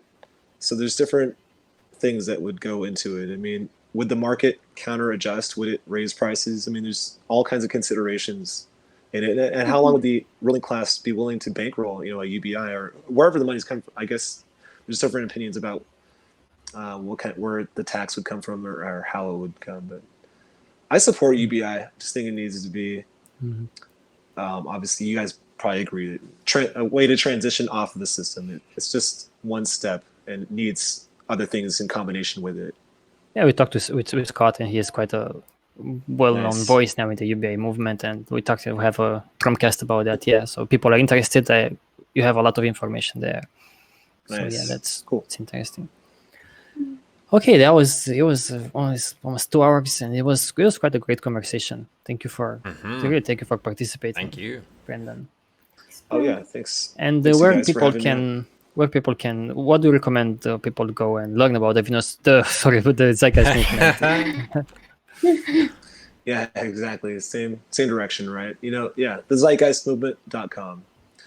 And you have 2 books there, and two documentaries. Like there's the TZM Defined, right? And then another book by Peter Joseph that probably will also recommend, the New Human Rights Movement. Probably. Of course. Yeah, you can look those up on Amazon or other booksellers. It's called The New Human Rights Movement by Peter Joseph. He's a great mind. And of course, the TZM Defined. I think you can also find free PDF of that on our website and all over the internet. And there's audio of this stuff as well if you go on YouTube. And we've got TZM Official on YouTube. TZM Official. On YouTube, there's a bunch of content on there. And you're active on social networks, basically more active there with sharing I try, stuff. Man. There's such a massive stream of just simplistic, just hollow, provocative, just extreme takes on everything, and I'm trying my best to put out a quality perspective and contextualize things and frame things in the right direction and be inclusive and galvanizing and never become dogmatic, and always keep evolving things and keep the core principles of the train of thought, because something like this and what you're doing and what TZM is doing, needs to continue to exist. The world will be a lot worse off if this stuff dies, and we do need to implement this stuff systemically. Otherwise, the ideas will fall away. It's not a guarantee that progress happens. We have to implement it, and it's more relevant now, obviously, than ever. The systemic understanding. Many are turning to structural and systemic consideration. I mean, with the failure of our systems during the pandemic, to the lives the many thousands that here in the U.S. that were lost just due to market inefficiency and anti-science type of thinking is just shows the failure of our systems and how out of date. And people are more open to adopting new methodology more than ever. I think there's a great fluidity right now of people's thinking. They're willing to explore these things, and also the social justice unrest as well is cracking the system open for revolutionary change to begin to structurally change things and abolish old corrupt systems. So there's a lot of flux, and fluidity, and just trying to orient things, the best way as far as transition and developing a new system to work towards. You have a relatively big following. It depends, of course, with what compared, but still like tens of thousands, maybe hundreds of thousands of people interested still in the movement. So you have some power there, and use this wisely to inform people about all of this. And it's great that people are still interested in such things. It is, yeah. Thank you. Yeah, I'm trying to. I know there's a lot of supporters out there, and like I said, the conceptual basis remains. And I mean, all people can do is become active and put themselves out there, because then when you do that, the more other people want to put themselves out there too. And when there's, at certain points, it used to be more active and a lot of people making content, and there was a spirit of collaborative energy and putting stuff out. So yeah, things will have their ebbs and flows and their evolution, and you could just only move forward. But there's great possibility right now, and a lot of these movements are beginning to get it. So just trying to coalesce everything and get things motivated in the same direction, and elevate the discussion on systems, on new systems, because people are really open to that right now. And people can also get involved with TZM to translate and stuff like that, or I'm sorry. People can get involved with TZM to translate or create stuff, or do you have this platform for them to? Yeah, I mean, our main website is still coming along. A couple of years ago, we changed websites. We wanted to redesign, our website to be much more a platform that you could come onto and engage fluidly and to see all projects like in an open kind of way, and host a lot of the chapters on this main website. Not have to have every chapter run their own website, But that's still coming along. So as far as engaging the global website for projects and translations and in a kind of group team oriented way on any global site is still coming along, but you can of course engage your local chapter. You can look up on the global site, or you can just do a Google search for your local group, and you can engage people that way. Obviously there's a lethal pandemic going around right now, so no one can even really organize much, but it's a good time for reflection and formulating content, and which is the understanding pieces remains very critical, as we've been talking about. And TZM is a non-for-profit, right? You did that for what kind of reasons did you do that? To label it as a non-profit? I think there's different terms. Yeah, it's just to clarify that we're like not any kind of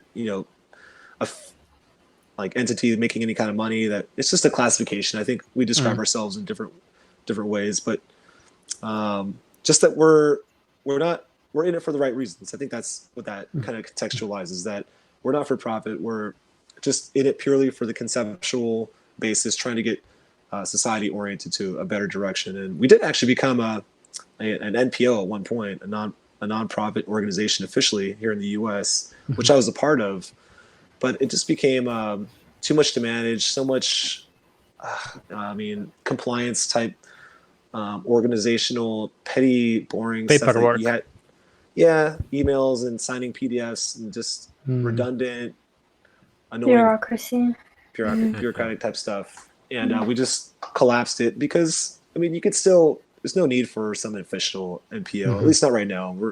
We're still very grassroots and small, and you can still donate and, raise funds through your group. You don't need an official NPO, although it does make it more attractive for people, benefactors and whatnot, to donate to something. But that can be up the road if we want to reopen something like that.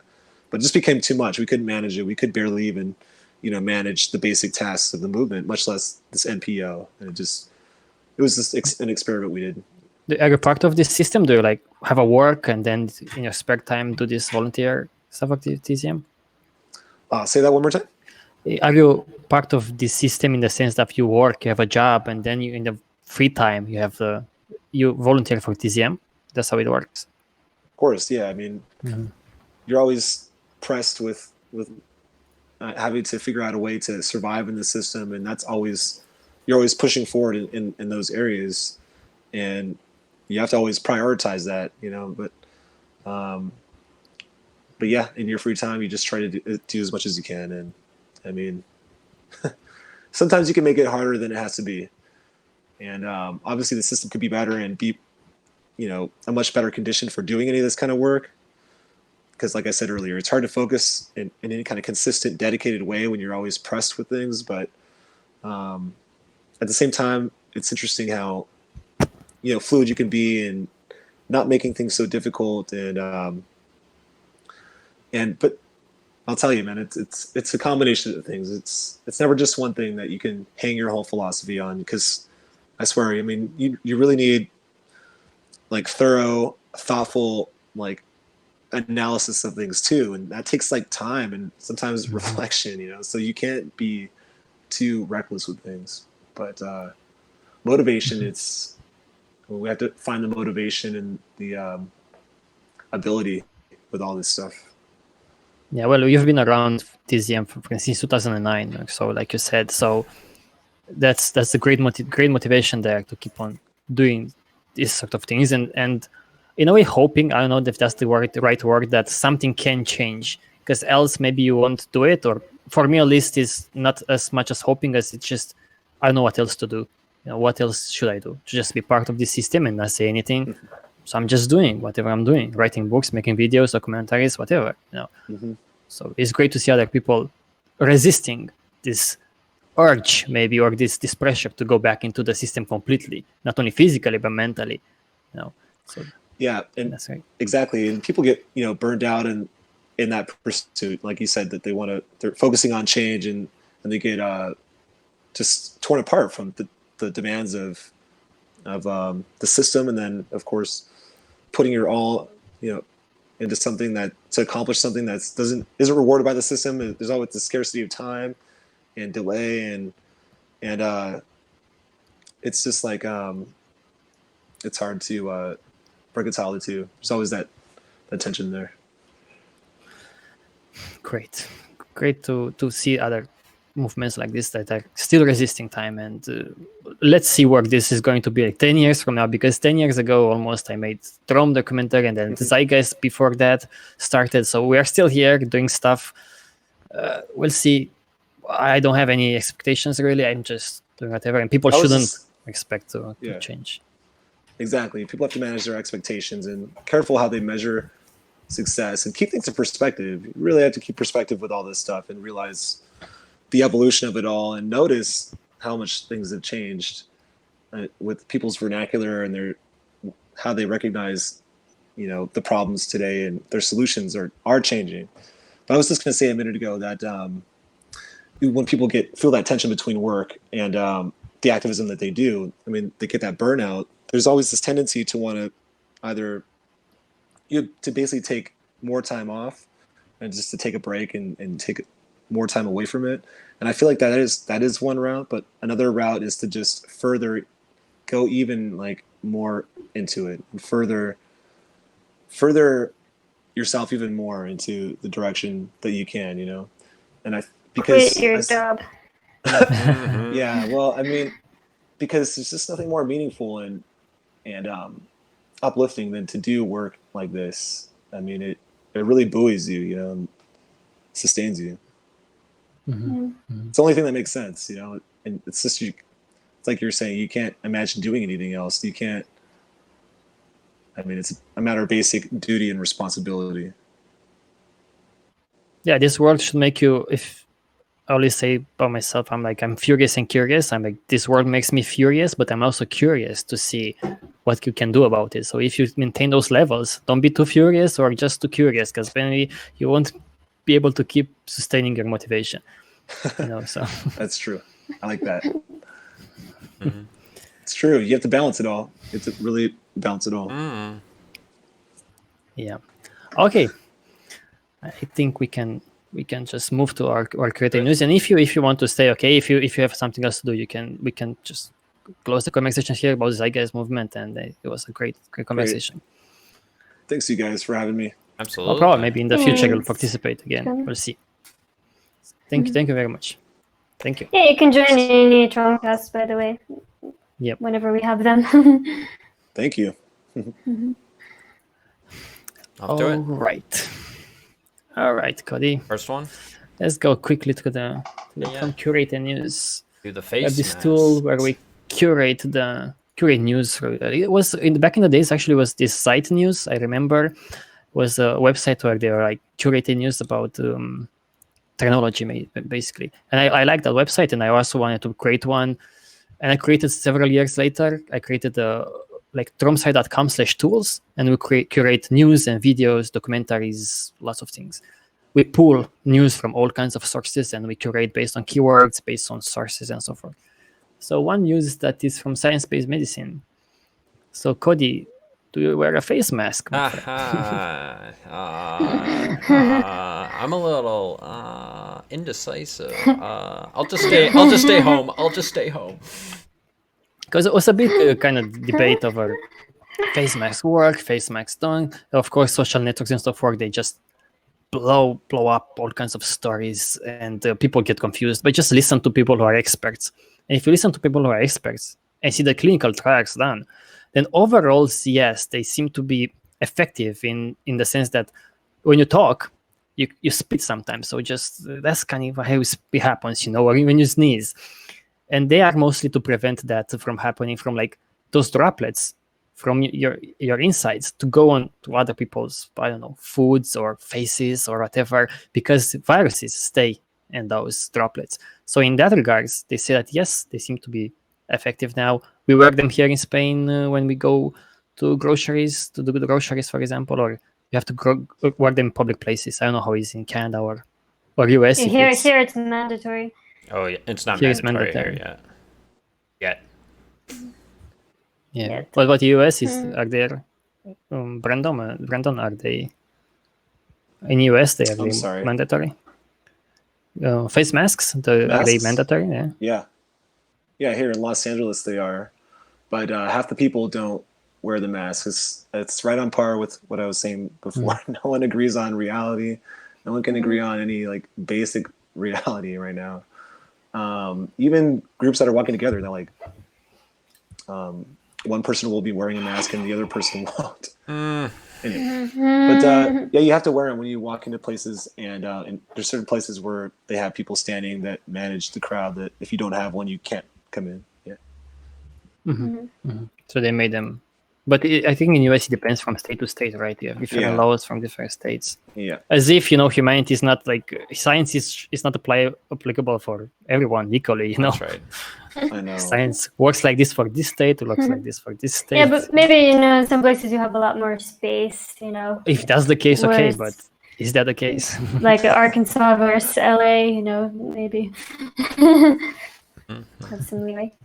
But I heard LA just went back into lockdown. Yeah, Well, it's not. it was out and then it's back or something. Or?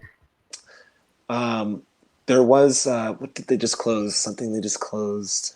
Oh, there's no like because we have Bars and this restaurants. 4th of July coming up, which is like a huge holiday for us, our independence, and there's no gatherings allowed now, so they just shut that down. That we can't gather and have things, but you can still walk into, places, restaurants. I think there's a soft opening. We're at kind of like an intermediate level, but it looks like it's going to be closing again because the numbers are just going way up, and I'm sure it's only a matter of a week or 2 weeks maybe to close it back down. Too bad. And all the protests that were happening, I really wanted to be there and to help negotiate what structural mechanisms to focus on, but I'm not about to go. I've just been trying to see how things would go from all the unrest and all the protests rather.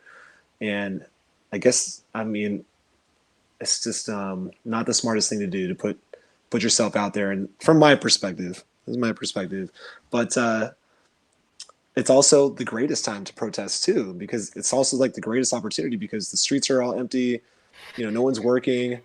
It's just the perfect time to go in the streets. So I'm so torn, People are bored of sitting at home.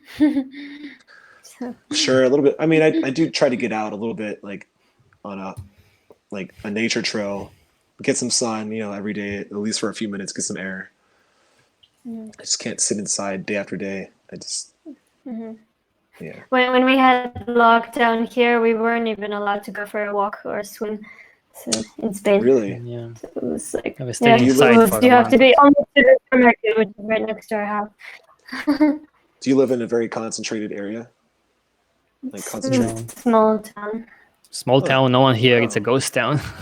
Yeah, but that was like for all of Spain. Yeah. It was Yeah. like one of the strictest lockdowns in Europe. So Yeah, I know you guys had a very difficult time there. Yeah, but now US is like keep on having US is number really, one. yeah, it's like skyrocketing. It's crazy. Yeah, it's crazy. yeah. Yeah, an ongoing problem still, this COVID, and especially when you see now India or Pakistan bad. or Mexico, the cases go up and up and up and up. So In India, I was seeing it, like in the hospital, they had like corpses next to patients because they couldn't get rid of the corpses fast enough. Or they were saying like because families need to approve for the bodies to be taken or something, but it looks and like that's people bad. are not getting into hospitals and stuff in big city in Delhi. It looks bad.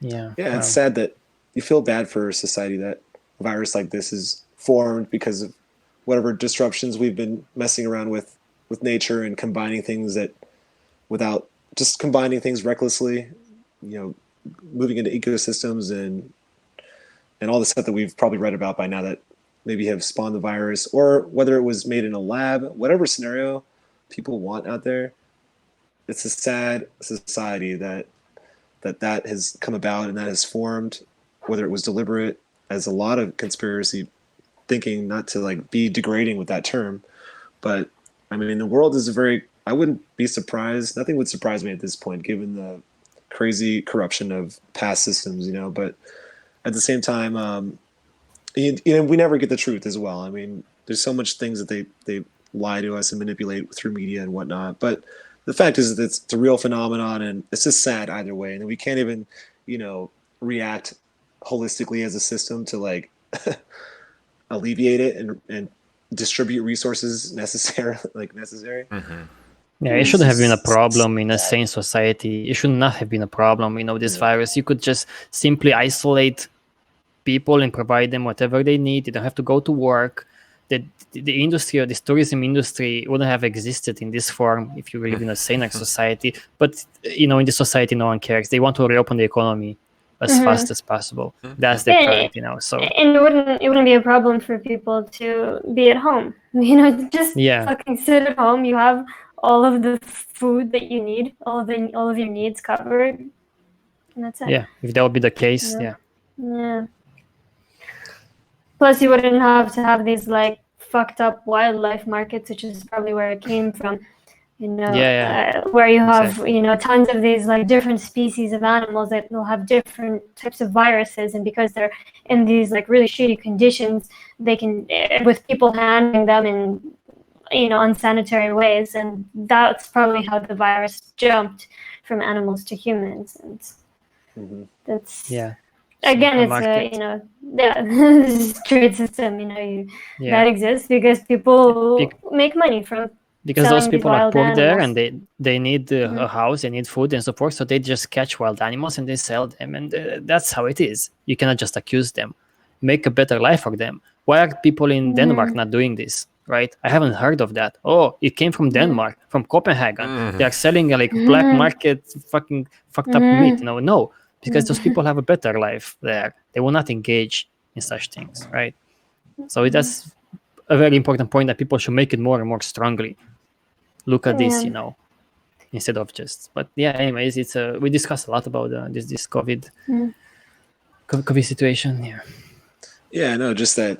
I mean, in the extreme capitalist empire over here in the U.S., that they, even in a pandemic, won't do anything that could be considered, socialist in nature or nationalized. But they just gave people money.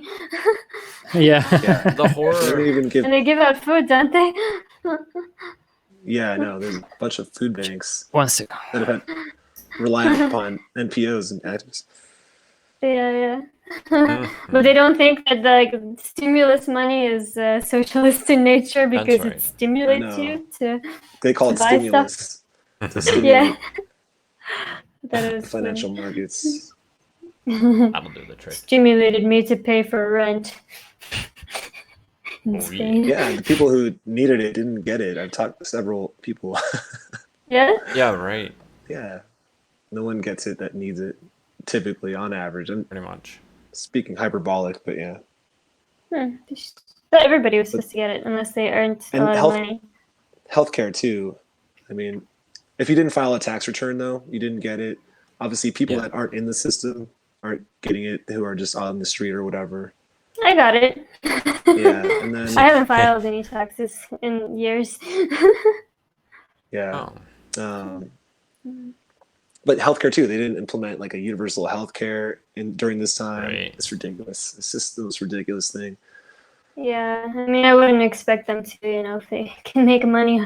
I mean, they don't even. There's no centralized healthcare system at all, right? Just so appeasing the donors who donated to them to get elected. So our political leaders are totally in financial relationship with elite financial interests, and they're just doing what their donors want them to do, and bailing out, and it's just perpetuating the system. Just so, I mean, I think people are losing faith in the system more than ever because it's just so blatant now. I mean, in the U.S. anyway, it's just so obvious.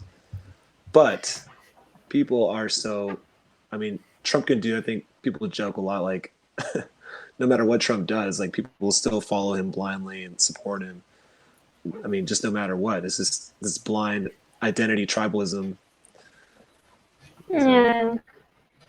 That's always what happens once people start following others.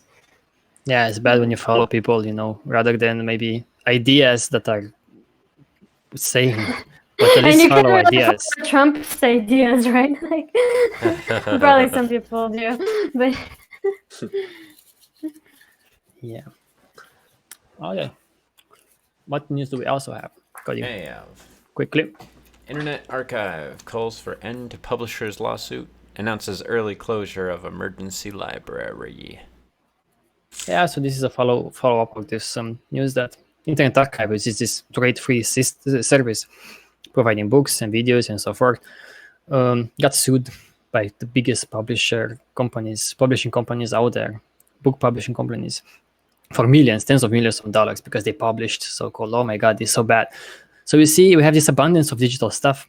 You can't even share them because someone owns them, which is such a backwards society, especially like old books that no one, even the author doesn't profit off of them anymore. But the authors don't even profit most of the time, but these publishing companies anyways. So yeah, the Internet Archive said, okay, it's too big of a battle for us, so we closed this emergency library that provided those books. So let's see, hopefully they don't get sued, so like they can destroy them. We host our videos on Internet Archive. So even this TROM-Cast will be on tromsite.com/videos. We post them on Internet Archive, but we pull it from there onto Trom sites. It's a great service. I donate to them sometimes when I have some spare bucks. But it's sad to see this happening. They attacking even these non-for-profit and genuine organizations. So it's sad. Really nice. Yeah. Okay.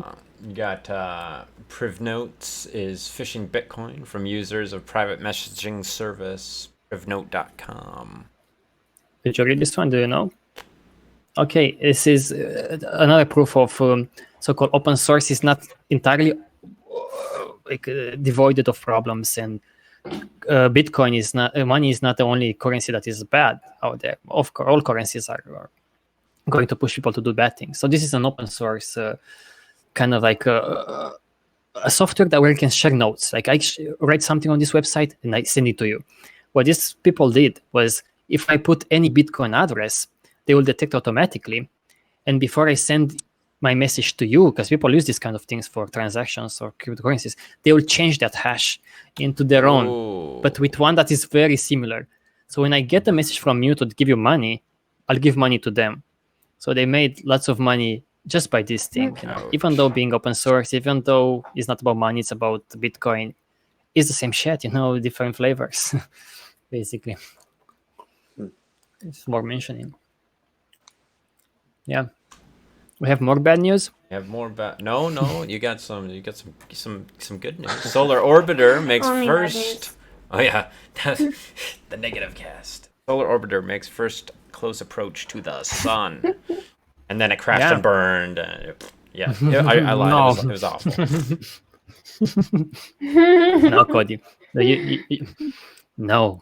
They send this probe now that will get the closest to the sun that it has ever been. And they will release in the middle of this month some new images, like the closest images of the sun. I think they go even in between Mercury, which is the closest to the sun, and sun. They go in between that, which is great to see. Also some explorations of space that are for educational or research purposes is it will enhance our mind a bit. Okay, and maybe three more. The Megadeth guitarist has something to teach the software world about open source. It's Alex sent me this news. It's this guy who's like he's a musician, and he said, okay, every piece of music that I make, I will open source it. Open source the creation process, open source everything, so you can build upon that, which is great to see people adopting this mentality. Like if I create an album, all of my creation process will be open source. you take it, you create your own album based on like my creative process, projects and musical notes and whatever. So I think it's great to see open source migrating to this new kind of domain, right? It's not only about software. It can be about music too. It's a good example. Oh, yeah. I like this example. Right. Bad news is coming. Over 100 new Chrome browser extensions caught spying on users. Oh no. It's another form of trade. See, that's why we focus on trade, not only money. Trade means data. Like they want something from you, and they want your data. So now, all the time they find Chrome extensions that mine your data for advertisers or whatever purposes. Yeah, so that's not such a big news, but it reached, I think, 30, 40 million people. As far as I know, all of them combined, which is a lot, you know. Yeah. Bados. All right. Torrents2.eu, domain suspended by registry on public prosecutor's order. Do you use torrents.eu, Cody? Do you do illegal stuff? Not anymore. Not from that. Oh no. See, torrents is this BitTorrent technology, and people share our website, videonew.com. is based upon that. We share all kinds of documentaries there on the BitTorrent network. It's a great network, but it has the central points websites where you can search for these files. I want to mention that it's so ridiculous that this website is, it basically indexes files. It hosted nothing. So it was meta. It's almost like, imagine if you search on Google for a movie and you find it pirated. It's almost like suing Google and removing Google for finding that fucking movie. That's what they did with this one. You know, they just searched for files and they removed it. You know, they removed the domain, but it's alive on torrents2.is or io or something. They always move domains, so you don't kill them basically. But it's interesting how they push the laws, but they don't push it with Google, of course. Google is too big. I can search on Google now and I find the same shit. Right? Pirated content.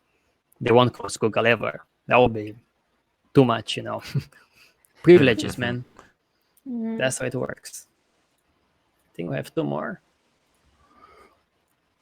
Do-it-yourself recipes for real science that needs you. This is about citizen scientists. People should focus more on this. It's a very genuine and nice project where people get involved for free as volunteers, and they can discover stuff about viruses, about air quality. You can become part of this society by doing something good. And I feel like this new society that we talk about, this new kind of sane society, you will see more and more such people getting involved for the sake of getting involved with, I don't know, counting the bees, you know, labeling the whales, whatever they want to do, catching the snails, whatever you want, you know, what's your cup of tea. And these citizen science projects are a great example, even in today's world. They do a lot of good. We have a book, I'm on a documentary, it's Rethinking Education on tromsite.com/videos, where we present this kind of new way of education, you know, going out there, learning hands-on about the world. So it's great to see these projects. And by the way, all of these links, you'll find them in the description of the video. You know, and we have one more, I think, and the other one is not that relevant now. Got it. So it'd be for breakfast, give me 2 observational studies and an anti-irritant, please. This is another proof of how media takes really bad science and transforms it into a clickbait. So it was this news now. It was like, if you sit down 8 hours or more a day, you will develop cancer. You'll have a greater risk to develop cancer. And all of like New York Times and all of them are taking the story. And it's nice to have these sources like healthnewsreview.org, independent journalists debunking, kind of like saying, okay, let's look at the science. The science is nothing really about such things. It's a really poor correlation. It's a lot to learn from such examples, really. That's why we make Trom News, you know, to learn how science works, to learn to detect the bullshit out there. So I think that's a great example of like, no, sitting down doesn't cause cancer. As simple as that, you know. So Don't be What was afraid, the Cody. correlation? What was the correlation Oh. that they found? Like, It's just a correlation. They look at people who probably are already sick and have to sit down a lot, but they could look at so many other things. It's a correlation. mhm. There is no cause and effect there. So, anyways, it's a good example of this. Yeah, I think this. And if people want to watch also this documentary, All Watched Over by Machines of Loving Grace, I'll post the link into the description somewhere. It's a really interesting documentary by Adam Curtis. You'll find many, many ideas similar to the Venus Project, for example. Many ideas. It's a lot to learn from there. It's 3 parts. And you can watch it for free on videonet.com. Okay. Kinda that's it for today. And I think it was a great cast. And Oh yeah. we may make more. We'll see. I'm a bit busy with other stuff, but we'll see. And thank you again, Brandon, for participating. Great to have Thanks, you. you guys. Yeah, Good well chat. iterated. Well iterated. Okay, guys. See you maybe next All time. right. Okay. All right. See ya. Yes. Bye. See you see next guys. time. Bye.